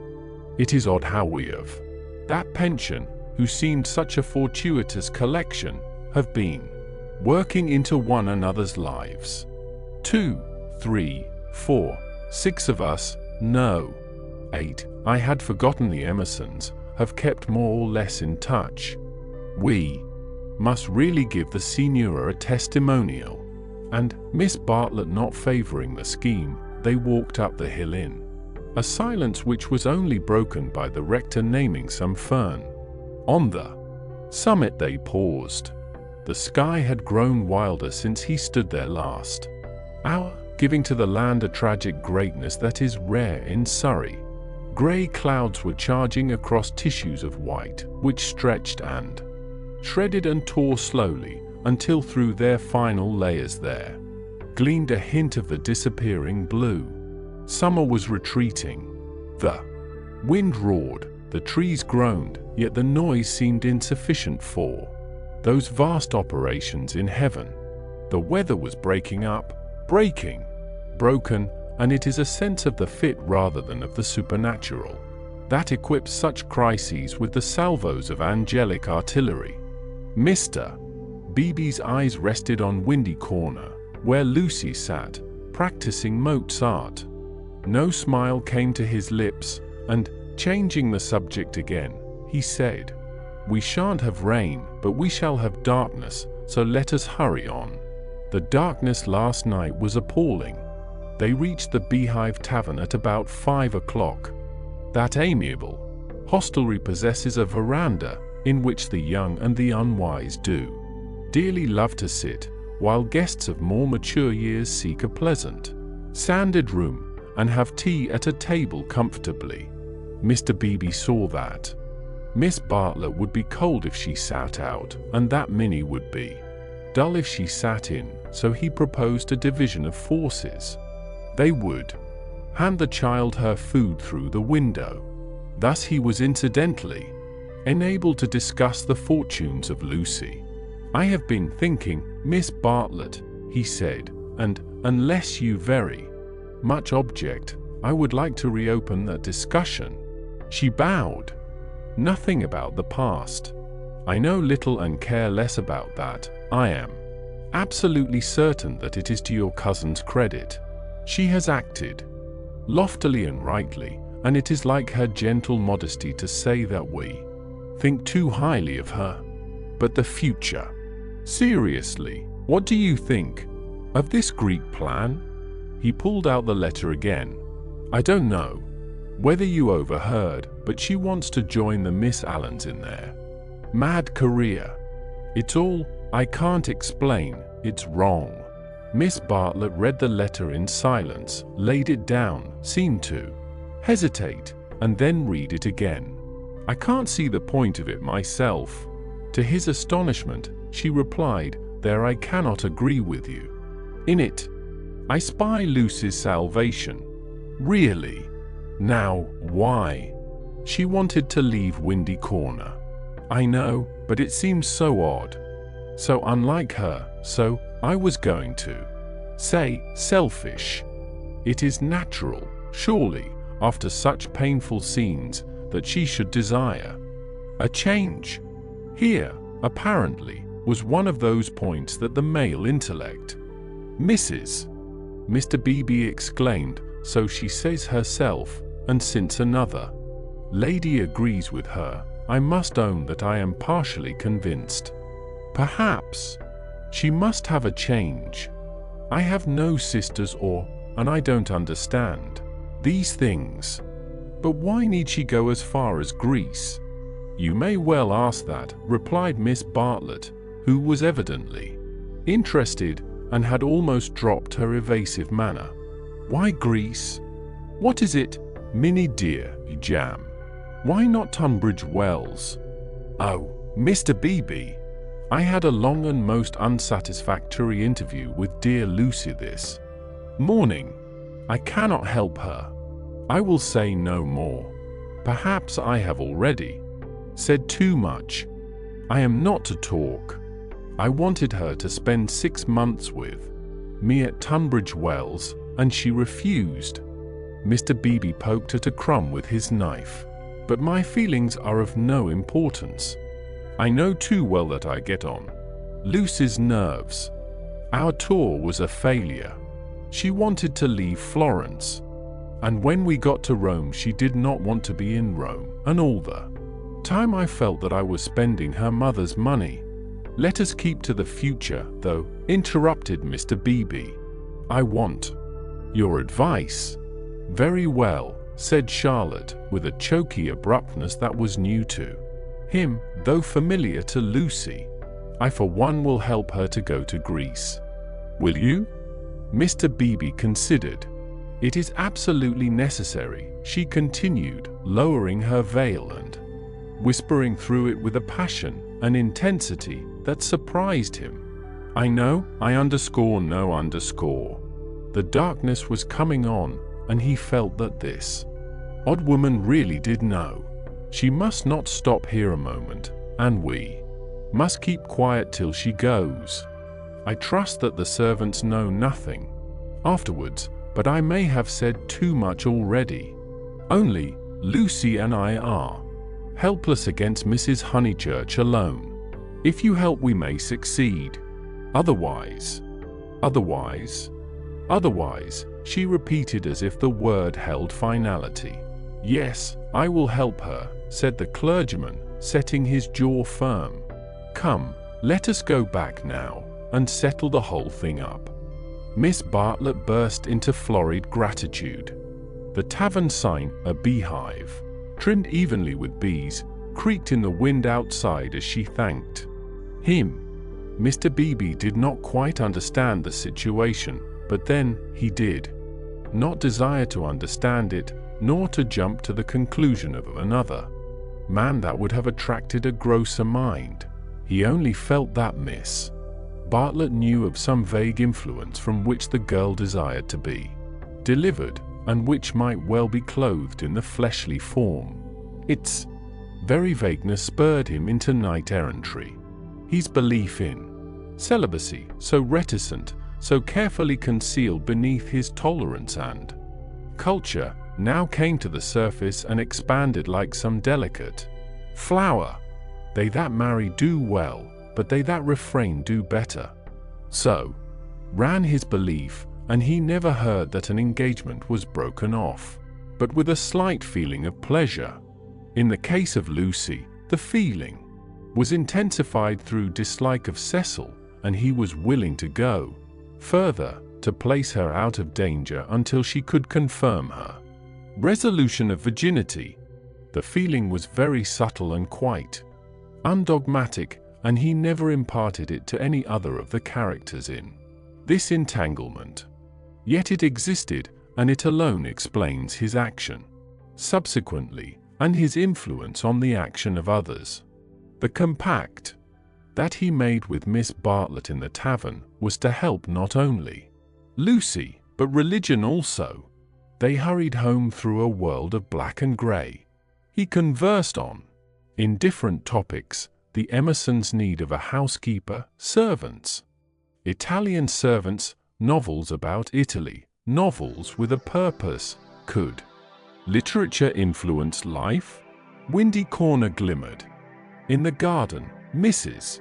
Honeychurch, now helped by Freddie, still wrestled with the lives of her flowers. "It gets too dark," she said hopelessly. "This comes of putting off. We might have known the weather would break up soon. And now Lucy wants to go to Greece. I don't know what the world's coming to." "Mrs. Honeychurch," he said, "go to Greece she must. Come up to the house and let's talk it over. Do you, in the first place, mind her breaking with Vi's?" "Mr. Beebe, I'm thankful, simply thankful." "So am I," said Freddie. "Good. Now come up to the house." They conferred in the dining room for half an hour. Lucy would never have carried the Greek scheme alone. It was expensive and dramatic, both qualities that her mother loathed. Nor would Charlotte have succeeded. The honors of the day rested with Mr. Beebe. By his tact and common sense, and by his influence as a clergyman, for a clergyman who was not a fool influenced Mrs. Honeychurch greatly. He bent her to their purpose. "I don't see why Greece is necessary," she said, "but as you do, I suppose it is all right. It must be something I can't understand." "Lucy? Let's tell her." "Lucy? She is playing the piano," Mr. Beebe said. He opened the door and heard the words of a song. "Look not thou on beauty's charming." I didn't know that Miss Honeychurch sang, too. "Sit thou still when kings are arming. Taste not when the wine cup glistens." It's a song that Cecil gave her. "How odd girls are." "What's that?" called Lucy, stopping short. "All right, dear," said Mrs. Honeychurch kindly. She went into the drawing room, and Mr. Beebe heard her kiss Lucy and say, "I am sorry I was so cross about Greece, but it came on the top of the dahlias." Rather a hard voice said, "Thank you, Mother, that doesn't matter a bit. And you are right, too. Greece will be all right. You can go if the Miss Allens will have you." "Oh, splendid." "Oh, thank you." Mr. Beebe followed. Lucy still sat at the piano with her hands over the keys. She was glad, but he had expected greater gladness. Her mother bent over her. Freddie, to whom she had been singing, reclined on the floor with his head against her, and an unlit pipe between his lips. Oddly enough, the group was beautiful. Mr. Beebe, who loved the art of the past, was reminded of a favorite theme, the Santa Conversazione in which people who care for one another are painted chatting together about noble things, a theme neither sensual nor sensational, and therefore ignored by the art of today. Why should Lucy want either to marry or to travel when she had such friends at home? Taste not when the wine cup glistens. Speak not when the people listens. She continued, "Here's Mr. Beebe. Mr. Beebe knows my rude ways. It's a beautiful song and a wise one," said he. "Go on." "It isn't very good," she said listlessly. "I forget why, harmony or something. I suspected it was unscholarly. It's so beautiful." "The tune's right enough," said Freddie, "but the words are rotten." "Why? Throw up the sponge." "How stupidly you talk," said his sister.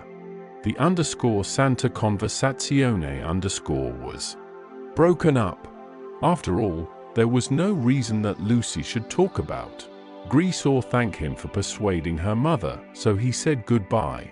Freddie lit his bicycle lamp for him in the porch, and with his usual Felicity of phrase said, "This has been a day and a half. Stop thine ear against the singer. Wait a minute, she is finishing. From the red gold keep thy finger. Vacant heart and hand and eye.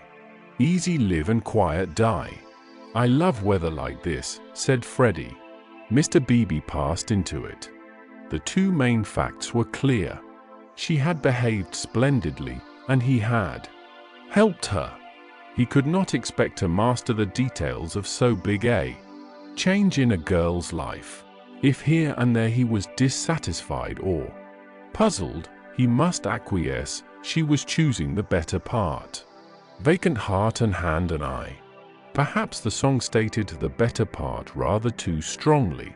He half fancied that the soaring accompaniment, which he did not lose in the shout of the gale, really agreed with Freddie, and was gently criticizing the words that it adorned. Vacant heart and hand and eye.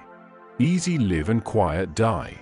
However, for the fourth time Windy Corner lay poised below him now as a beacon in the roaring tides of darkness. Chapter 19. Lying to Mr. Emerson. The Miss Allens were found in their beloved Temperance Hotel near Bloomsbury, a clean, airless establishment much patronized by provincial England.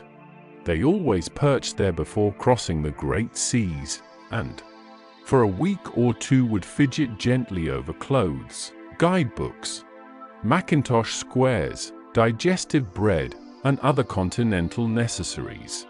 That there are shops abroad, even in Athens, never occurred to them, for they regarded travel as a species of warfare only to be undertaken by those who have been fully armed at the Haymarket stores. Miss Honeychurch, they trusted, would take care to equip herself duly. Quinine could now be obtained in tabloids. Paper soap was a great help towards freshening up one's face in the train. Lucy promised, a little depressed. "But of course, you know all about these things, and you have Mr. Vyse to help you.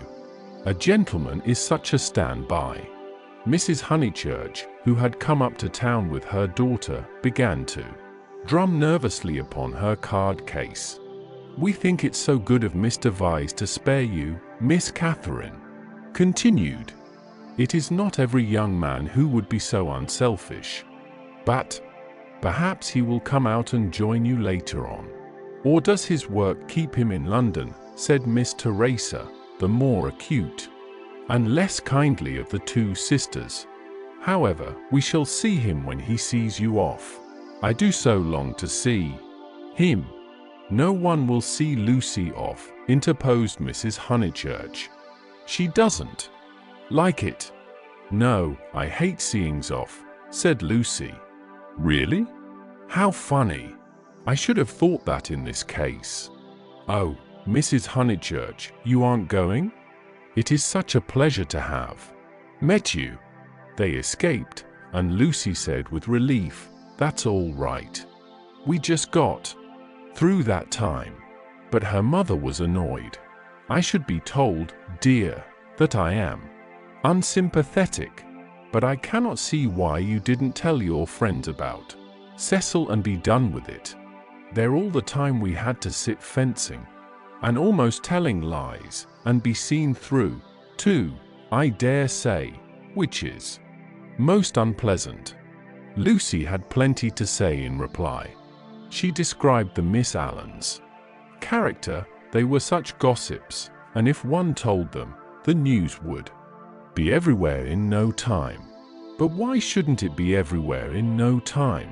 "Because I settled with Cecil not to announce it until I left England. I shall tell them then. It's much pleasanter. How wet it is. Let's turn in here." Here was the British Museum. Mrs. Honeychurch refused. If they must take shelter, let it be in a shop. Lucy felt contemptuous, for she was on the tack of caring for Greek sculpture, and had already borrowed a mythical dictionary from Mr. Beebe to get up the names of the goddesses and gods. "Oh, well, let it be shop," Then, let's go to Moody's. I'll buy a guidebook. You know, Lucy, you and Charlotte and Mr. Beebe all tell me I'm so stupid, so I suppose I am, but I shall never understand this hole and corner work. You've got rid of Cecil, well and good, and I'm thankful he's gone, though I did feel angry for the minute. But why not announce it? Why this hushing up and tiptoeing?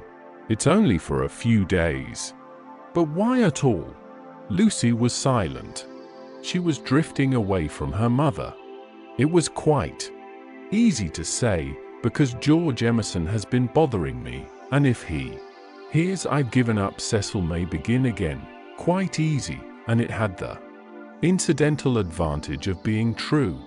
But she could not say it. She disliked confidences, for they might lead to self-knowledge and to that king of terrors, light. Ever since that last evening at Florence she had deemed it unwise to reveal her soul. Mrs. Honeychurch, too, was silent. She was thinking, my daughter won't answer me. She would rather be with those inquisitive old maids than with Freddie and me. Any rag, tag, and bobtail apparently does if she can leave her home. And as in her case, thoughts never remained unspoken long. She burst out with, "You're tired of Windy Corner." This was perfectly true. Lucy had hoped to return to Windy Corner when she escaped from Cecil, but she discovered that her home existed no longer. It might exist for Freddie, who still lived and thought straight, but not for one who had deliberately warped the brain. She did not acknowledge that her brain was warped, for the brain itself must assist in that acknowledgement, and she was disordering the very instruments of life. She only felt, I do not love George. I broke off my engagement because I did not love George. I must go to Greece.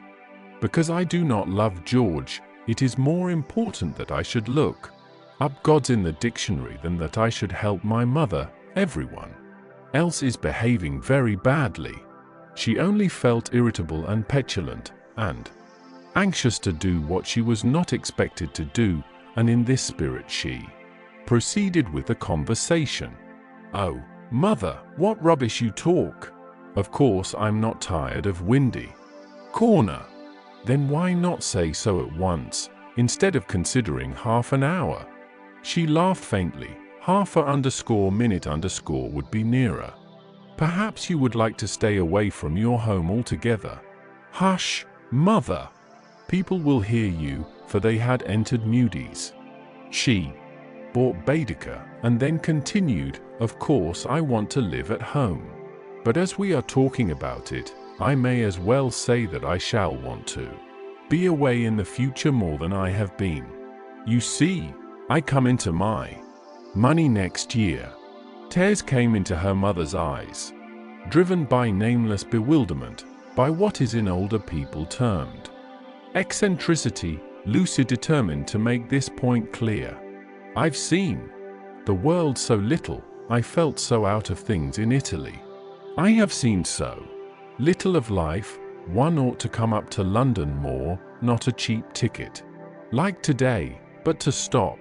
I might even share a flat for a little with some other girl, and mess with typewriters and latch keys," exploded Mrs. Honeychurch, "and agitate and scream, and be carried off kicking by the police, and call it a mission when no one wants you, and call it duty when it means that you can't stand your own home, and call it work when thousands of men are starving with the competition as it is, and then to prepare yourself, find 2 doddering old ladies, and go abroad with them." "I want more independence," said Lucy lamely. She knew that she wanted something, and independence is a useful cry. We can always say that we have not got it. She tried to remember her emotions in Florence. Those had been sincere and passionate, and had suggested beauty rather than short skirts and latchkeys. But independence was certainly her cue. Very well. Take your independence and be gone. Rush up and down and round the world, and come back as thin as a lath with the bad food. Despise the house that your father built and the garden that he planted, and our dear view, and then share a flat with another girl. Lucy screwed up her mouth and said, "Perhaps I spoke hastily." "Oh, goodness," her mother flashed. "How you do remind me of Charlotte." "Bartlett _Charlotte _ flashed Lucy in her turn, pierced at last by a vivid pain. More every moment. "I don't know what you mean, Mother. Charlotte and I are not the very least alike." "Well, I see the likeness. The same eternal worrying, the same taking back of words. You and Charlotte trying to divide 2 apples among 3 people last night might be sisters. What rubbish!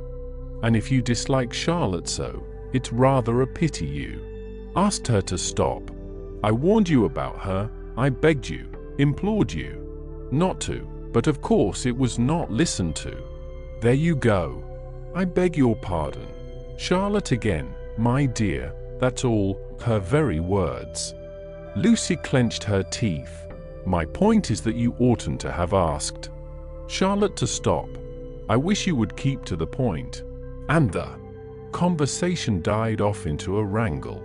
She and her mother shopped in silence, spoke little in the train, little again in the carriage, which met them at Dorking station. It had poured all day, and as they ascended through the deep Surrey lanes, showers of water fell from the overhanging beech trees and rattled on the hood. Lucy complained that the hood was stuffy. Leaning forward, she looked out into the steaming dusk and watched the carriage lamp pass like a searchlight over mud and leaves and reveal nothing. "Beautiful. The crush when Charlotte gets in will be abominable," she remarked. For they were to pick up Miss Bartlett at Summer Street, where she had been dropped as the carriage went down, to pay a call on Mr. Beebe's old mother. "We shall have to sit 3 aside, because the trees drop, and yet it isn't raining.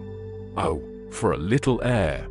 Then she listened to the horse's hoofs. He has not told. That melody was blurred by the soft road. _can't_ we have the hood down?" she demanded, and her mother, with sudden tenderness, said, "Very well. Old lady, stop the horse." And the horse was stopped, and Lucy and Powell wrestled with the hood and squirted water down Mrs. Honeychurch's neck. But now that the hood was down, she did see something that she would have missed. There were no lights in the windows of Sissy Villa, and round the garden gate she fancied she saw a padlock. "Is that house to let again, Powell?" she called. "Yes, miss," he replied. "Have they gone?" "It is too far out of town for the young gentleman and his father's rheumatism has come on, so he can't stop on alone, so they are trying to let furnished," was the answer. "They have gone, then?" "Yes, miss, they have gone." Lucy sank back. The carriage stopped at the rectory. She got out to call for Miss Bartlett. So the Emersons had gone, and all this bother about Greece had been unnecessary. Waste! That word seemed to sum up the whole of life. Wasted plans, wasted money, wasted love, and she had wounded her mother. Was it possible that she had muddled things away? Quite possible. Other people had. When the maid opened the door, she was unable to speak and stared stupidly into the hall. Miss Bartlett at once came forward and after a long preamble asked a great favor, might she go to church? Mr. Beebe and his mother had already gone, but she had refused to start until she obtained her hostess's full sanction, for it would mean keeping the horse waiting a good 10 minutes more. "Certainly," said the hostess wearily. "I forgot it was Friday. Let's all go." Powell can go round to the stables. Lucy dearest. No church for me, thank you. A sigh, and they departed. The church was invisible, but up in the darkness to the left there was a hint of colour. This was a stained window, through which some feeble light was shining, and when the door opened, Lucy heard Mr. Beebe's voice running through the litany to a minute congregation. Even their church, built upon the slope of the hill so artfully, with its beautiful raised transept and its spire of silvery shingle, even their church had lost its charm, and the thing one never talked about, religion, was fading like all the other things. She followed the maid into the rectory. Would she object to sitting in Mr. Beebe's study? There was only that one fire. She would not object. Someone was there already, for Lucy heard the words, "A lady to wait." Sir. Old Mr. Emerson was sitting by the fire, with his foot upon a gout stool. "Oh, Miss Honeychurch, that you should come," he quavered, and Lucy saw an alteration in him since last Sunday. Not a word would come to her lips. George she had faced, and could have faced again, but she had forgotten how to treat his father. "Miss Honeychurch, dear, we are so sorry. George is so sorry." He thought he had a right to try. "I cannot blame my boy, and yet I wish he had told me first. He ought not to have tried. I knew nothing about it at all. If only she could remember how to behave." He held up his hand. "But you must not scold him." Lucy turned her back, and began to look at Mr. Beebe's books. "I taught him," he quavered, "to trust in love. I said, when love comes, that is reality. I said, passion does not blind. No. Passion is sanity, and the woman you love, she is the only person you will ever really understand." He sighed.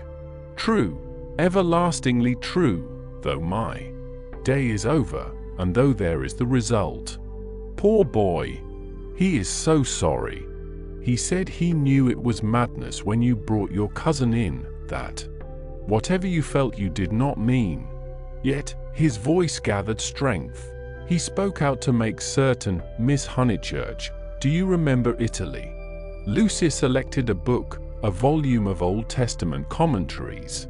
Holding it up to her eyes, she said, "I have no wish to discuss Italy or any subject connected with your son.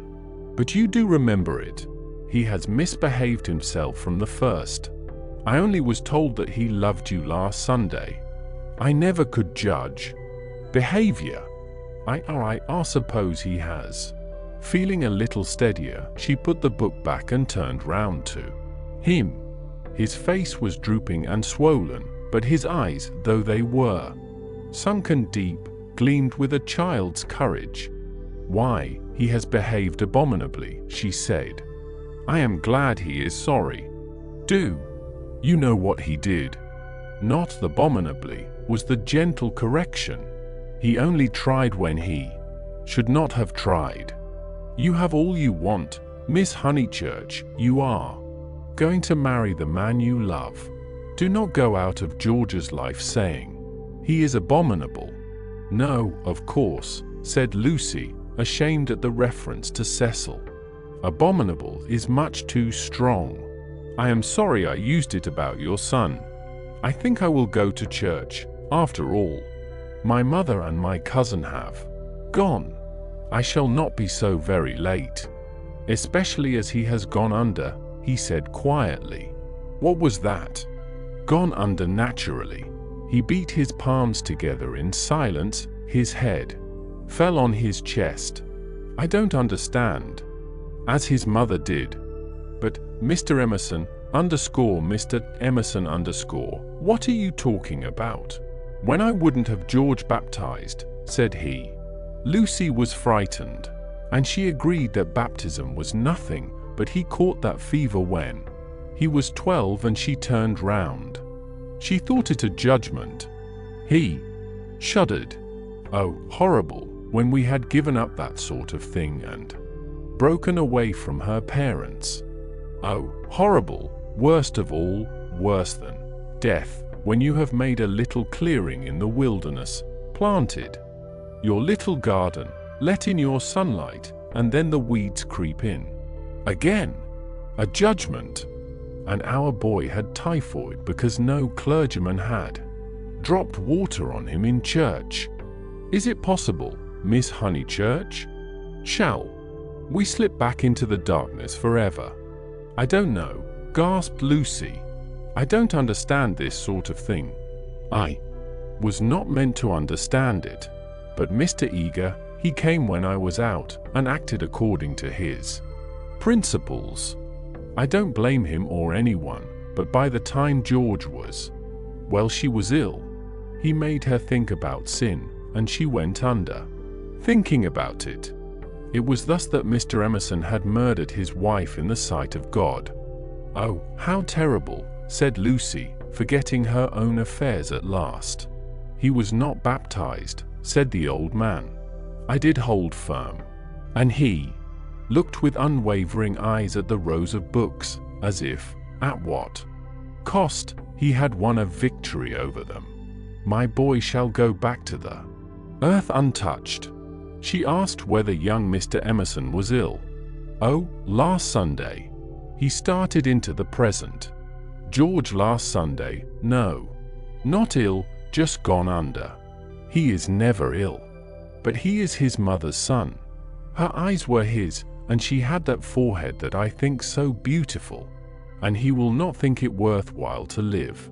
It was always touch and go. He will live, but he will not think it worthwhile to live. He will never think anything worthwhile. You remember that church at Florence? Lucy did remember, and how she had suggested that George should collect postage stamps. After you left Florence, horrible. Then we took the house here, and he goes bathing with your brother, and became better. You saw him bathing? I am so sorry, but it is no good discussing this affair. I am deeply sorry about it. Then there came something about a novel. I didn't follow it at all. I had to hear so much, and he minded telling me he finds me too old.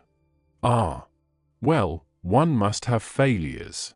George comes down tomorrow and takes me up to his London rooms. He can't bear to be about here, and I must be where he is. Mr. Emerson, cried the girl, don't leave, at least not on my account. I am going to Greece. Don't leave your comfortable house. It was the first time her voice had been kind, and he smiled. How good everyone is. And look at Mr. Beebe housing me, came over this morning and heard I was going. Here I am so comfortable with a fire. Yes, but you won't go back to London. It's absurd. I must be with George. I must make him care to live, and down here he can't. He says the thought of seeing you and of hearing about you, I am not justifying him. I am only saying what has happened. Oh, Mr. Emerson, she took hold of his hand, you mustn't. I've been bother enough to the world by now. I can't have you moving out of your house when you like it, and perhaps losing money through it, all on my account. You must stop. I am just going to Greece. All the way to Greece. Her manner altered. To Greece? So you must stop. You won't talk about this business, I know. I can trust you both. Certainly you can. We either have you in our lives, or leave you to the life that you have chosen. I shouldn't want. I suppose Mr. Vyse is very angry with George? No, it was wrong of George to try. We have pushed our beliefs too far. I fancy that we deserve sorrow. She looked at the books again, black, brown, and that acrid theological blue.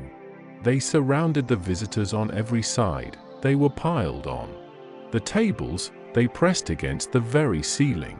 To Lucy, who could not see that Mr. Emerson was profoundly religious and differed from Mr. Beebe chiefly by his acknowledgement of passion, it seemed dreadful that the old man should crawl into such a sanctum where he was unhappy, and be dependent on the bounty of a clergyman. More certain than ever that she was tired, he offered her his chair. "No, please sit still. I think I will sit in the carriage. Miss Honeychurch, you do sound tired." "Not a bit," said Lucy, with trembling lips. "But you are, and there's a look of George about you. And what were you saying about going abroad?" She was silent. Greece, and she saw that he was thinking the word over, Greece. "But you were to be married this year, I thought." "Not till January, it wasn't," said Lucy, clasping her hands. Would she tell an actual lie when it came to the point? "I suppose that Mr. Vyse is going with you. I hope it isn't because George spoke that you are both going." "No. I hope that you will enjoy Greece with Mr. Vyse." "Thank you." At that moment Mr. Beebe came back from church. His cassock was covered with rain. "That's all right," he said kindly. "I counted on you too, keeping each other company. It's pouring again. The entire congregation, which consists of your cousin, your mother, and my mother, stands waiting in the church till the carriage fetches it." "Did Powell go round?" "I think so. I'll see." "No, of course, I'll see. How are the Miss Allens?" "Very well, thank you. Did you tell Mr. Emerson about Greece?" I did." "Don't you think it very plucky of her, Mr. Emerson, to undertake the two Miss Allens? Now, Miss Honeychurch, go back, keep warm. I think 3 is such a courageous number to go traveling." And he hurried off to the stables. "He is not going," she said hoarsely. "I made a slip. Mr. Vyse does stop behind in England." Somehow it was impossible to cheat this old man. To George, to Cecil. She would have lied again, but he seemed so near the end of things, so dignified in his approach to the gulf, of which he gave one account, and the books that surrounded him another, so mild to the rough paths that he had traversed, that the true chivalry, not the worn-out chivalry of sex, but the true chivalry that all the young may show to all the old, awoke in her, and, at whatever risk, she told him that Cecil was not her companion to Greece, and she spoke so seriously that the risk became a certainty, and he, lifting his eyes, said, "You are leaving him? You are leaving the man you love?" I had to." "Why, Miss Honeychurch, why?" Terror came over her, and she lied again. She made the long, convincing speech that she had made to Mr. Beebe, and intended to make to the world when she announced that her engagement was no more. He heard her in silence, and then said, "My dear, I am worried about you. It seems to me," dreamily, she was not alarmed, "that you are in a muddle." She shook her head. "Take an old man's word, there's nothing worse than a muddle in all the world. It is easy to face death and fate, and the things that sound so dreadful. It is on my muddles that I look back with horror, on the things that I might have avoided. We can help one another but little. I used to think I could teach young people the whole of life, but I know better now, and all my teaching of George has come down to this: beware of muddle. Do you remember in that church, when you pretended to be annoyed with me and weren't? Do you remember before, when you refused the room with a view? Those were muddles, little, but ominous, and I am fearing that you are in one now." She was silent. "Don't trust me, Miss Honeychurch. Though life is very glorious, it is difficult."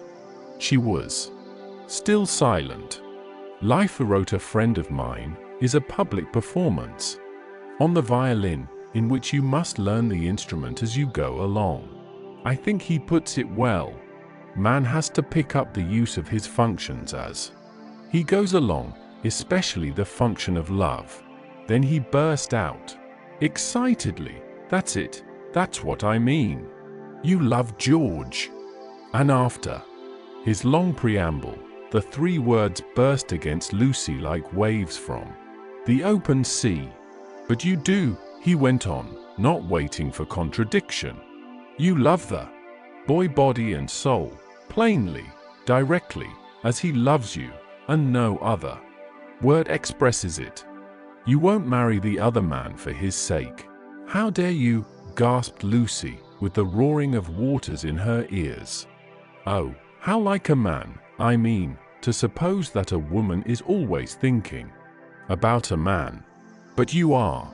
She summoned physical disgust. "You're shocked, but I mean to shock you. It's the only hope at times. I can reach you no other way. You must marry, or your life will be wasted. You have gone too far to retreat. I have no time for the tenderness, and the comradeship, and the poetry, and the things that really matter, and underscore for which underscore you marry. I know that, with George, you will find them, and that you love him. Then be his wife. He is already part of you. Though you fly to Greece and never see him again, or forget his very name, George will work in your thoughts till you die. It isn't possible to love and to part. You will wish that it was. You can transmute love, ignore it, muddle it, but you can never pull it out of you. I know by experience that the poets are right. Love is eternal." Lucy began to cry with anger, and though her anger passed away soon, her tears remained. "I only wish poets would say this, too. Love is of the body, not the body, but of the body. Ah, the misery that would be saved if we confessed that. Ah, for a little directness to liberate the soul. Your soul, dear Lucy. I hate the word now, because of all the camp with which superstition has wrapped it round. But we have souls. I cannot say how they came nor whither they go, but we have them, and I see you ruining yours. I cannot bear it. It is again the darkness creeping in. It is hell." Then he checked himself.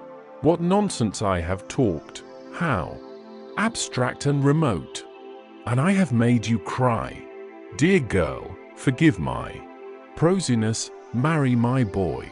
When I think what life is, and how seldom love is answered by love, marry him. It is one of the moments for which the world was made." She could not understand him. The words were indeed remote. Yet as he spoke, the darkness was withdrawn, veil after veil, and she saw to the bottom of her soul. "Then, Lucy, you frightened me," she moaned. "Cecil, Mr. Beebe, or the tickets. Bought everything." She fell sobbing into the chair. "I'm caught in the tangle. I must suffer and grow old away from him. I cannot break the whole of life for his sake. They trusted me." A carriage drew up at the front door. "Give George my love, once only. Tell him to muddle." Then she arranged her veil, while the tears poured over her cheeks inside. "Lucy?" "No, they are in the hall." "Oh, please not, Mr. Emerson. They trust me." "But why should they, when you have deceived them?" Mr. Beebe opened the door, saying, "Here's my mother. You're not worthy of their trust." "What's that?" said Mr. Beebe sharply. "I was saying, why should you trust her when she deceived you?" "1 minute, mother." He came in and shut the door. "I don't follow you, Mr. Emerson." "To whom do you refer?" "Trust whom?" "I mean she has pretended to you that she did not love George. They have loved one another all along. Mr. Beebe looked at the sobbing girl. He was very quiet, and his white face, with its ruddy whiskers, seemed suddenly inhuman. A long black column. He stood and awaited her reply. "I shall never marry him," quavered Lucy. A look of contempt came over him, and he said, "Why not?" "Mr. Beebe, I have misled you. I have misled myself." "Oh, rubbish, Miss Honeychurch." "It is not rubbish," said the old man hotly. "It's the part of people that you don't understand." Mr. Beebe laid his hand on the old man's shoulder pleasantly. "Lucy? Lucy," called voices from the carriage. "Mr. Beebe, could you help me?" He looked amazed at the request and said in a low, stern voice, "I am more grieved than I can possibly express. It is lamentable, lamentable, incredible." "What's wrong with the boy?" fired up the other again. "Nothing, Mr. Emerson, except that he no longer interests me." "Marry George, Miss Honeychurch. He will do admirably." He walked out and left them. They heard him guiding his mother upstairs. "Lucy," the voices called. She turned to Mr. Emerson in despair, but his face revived her. It was the face of a saint who understood. Now it is all dark. Now beauty and passion seem never to have existed. "I know. But remember the mountains over Florence and the view. Ah, dear, if I were George and gave you one kiss, it would make you brave. You have to go cold into a battle that needs warmth, out into the muddle that you have made yourself, and your mother and all your friends will despise you, oh, my darling, and rightly, if it is ever right to despise." George still dark, all the tussle and the misery. Without a word from him. Am I justified? Into his own eyes tears came. Yes, for we fight for more than love or pleasure. There is truth. Truth counts. Truth does count. "You kiss me," said the girl. "You kiss me. I will try." He gave her a sense of deities reconciled, a feeling that, in gaining the man she loved, she would gain something for the whole world. Throughout the squalor of her homeward drive, she spoke at once. His salutation remained. He had robbed the body of its taint, the world's taunts of their sting. He had shown her the holiness of direct desire. She had never exactly understood, she would say in after years, how he managed to strengthen her. It was as if he had made her see the whole of everything at once. Chapter 20. The End of the Middle Ages. The Miss Allens did go to Greece, but they went by themselves. They alone of this little company will double Malea and plough the waters of the Saronic Gulf. They alone will visit Athens and Delphi, and either shrine of intellectual song, that upon the Acropolis, encircled by blue seas, that under Parnassus, where the eagles build and the bronze charioteer drives undismayed towards infinity. Trembling, anxious, cumbered with much digestive bread, they did proceed to Constantinople. They did go round the world. The rest of us must be contented with a fair, but a less arduous, goal. Italian petimus, we return to the Pension Bertolini. George said it was his old room. "No, it isn't," said Lucy, "because it is the room I had, and I had your father's room. I forget why, Charlotte made me, for some reason." He knelt on the tiled floor and laid his face in her lap. "George, you baby, get up." "Why shouldn't I be a baby?" murmured George. Unable to answer this question, she put down his sock, which she was trying to mend, and gazed out through the window. It was evening and again the spring. "Oh, bother Charlotte," she said thoughtfully. "What can such people be made of? Same stuff as parsons are made of. Nonsense." "Quite right. It is nonsense." Now you get up off the cold floor, or you'll be starting rheumatism. Next, and you stop laughing and being so silly. Why shouldn't I laugh? He asked, pinning her with his elbows, and advancing his face to hers. What's there to cry at? Kiss me here. He indicated the spot where a kiss would be welcome. He was a boy after all. When it came to the point, it was she who remembered the past, she into whose soul the iron had entered, she who knew whose room this had been last year. It endeared him to her. Strangely that he should be sometimes wrong. Any letters? He asked. Just a line from Freddie. Now kiss me here, then here. Then, threatened again with rheumatism, he strolled to the window, opened it, as the English will, and leant out. There was the parapet. There the river, there to the left the beginnings of the hills. The cab driver, who at once saluted him with the hiss of a serpent, might be that very Phaeton who had set this happiness in motion 12 months ago. A passion of gratitude, all feelings grow to passions in the South, came over the husband, and he blessed the people and the things who had taken so much trouble about a young fool. He had helped himself, it is true, but how stupidly. All the fighting that mattered had been done by others, by Italy, by his father, by his wife. Lucy, you come and look at the cypresses, and the church, whatever its name is, still shows. San Miniato. I'll just finish your sock. Signorino, domani fermo uno giro, called the cabman, with engaging certainty. George told him that he was mistaken, they had no money to throw away on driving, and the people who had not meant to help, the Miss Lavishes, the Cecils, the Miss Bartletts. Ever prone to magnify fate, George counted up the forces that had swept him into this contentment. Anything good in Freddie's letter? Not yet.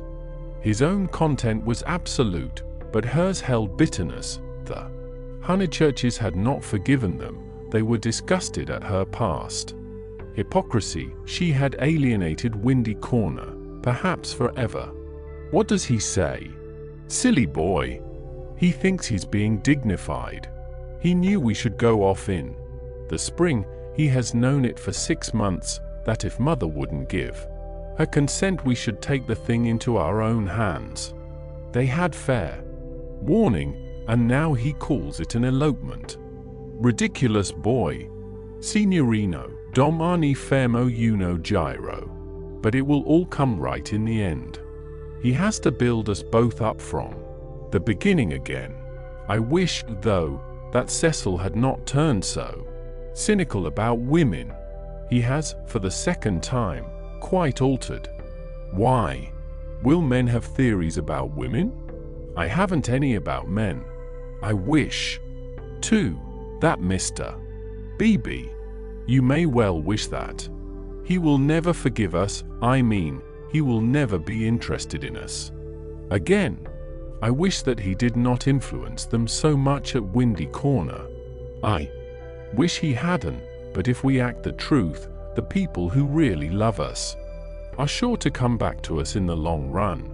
Perhaps.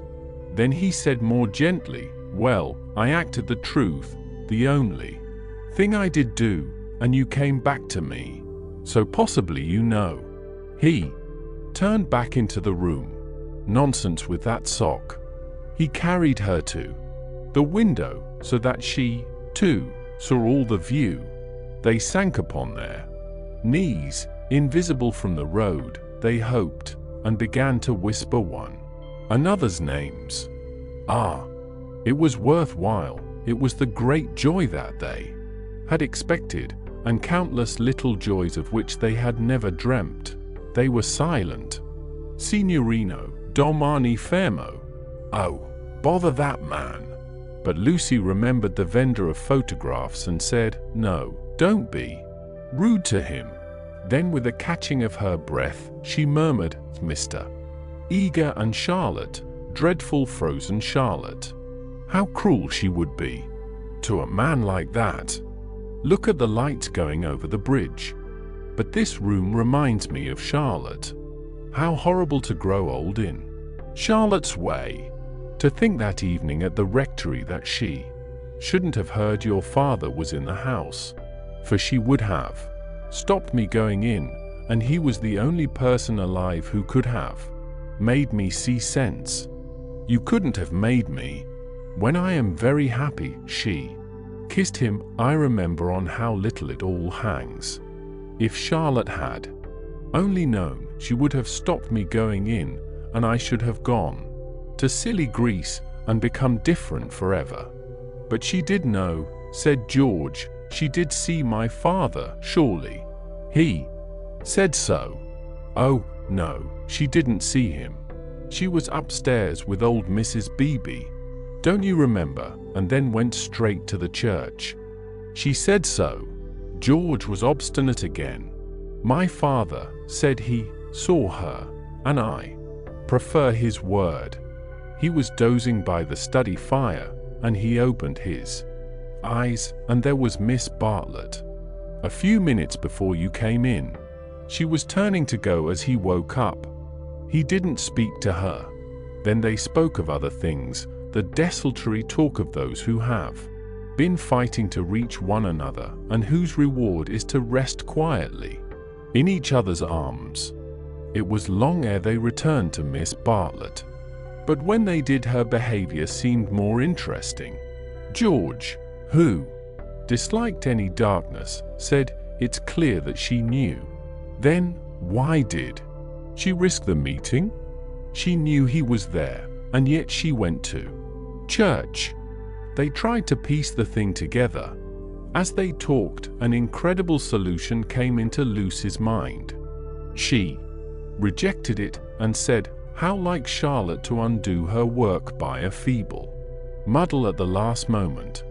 But something in the dying evening, in the roar of the river, in their very embrace, warned them that her words fell short of life, and George whispered, or did she mean it? Mean what? Signorino, domani fermo uno giro.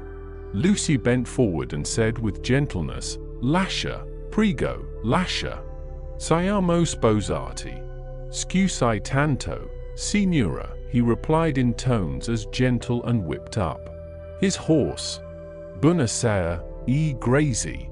Niente. The cabman drove away singing. Mean what, George? He whispered, is it this? Is this possible? I'll put a marvel to you, that your cousin has always hoped. That from the very first moment we met, she hoped, far down in her mind, that we should be like this, of course, very far down, that she fought us on the surface, and yet she hoped. I can't explain her any other way. Can you? Look how she kept me alive in you all the summer, how she gave you no peace, how month after month she became more eccentric and unreliable. The sight of us haunted her, or she couldn't have described us as she did to her friend. There are details. It burnt. I read the book afterwards. She is not frozen. Lucy, she is not withered up all through. She tore us apart twice, but in the rectory that evening she was given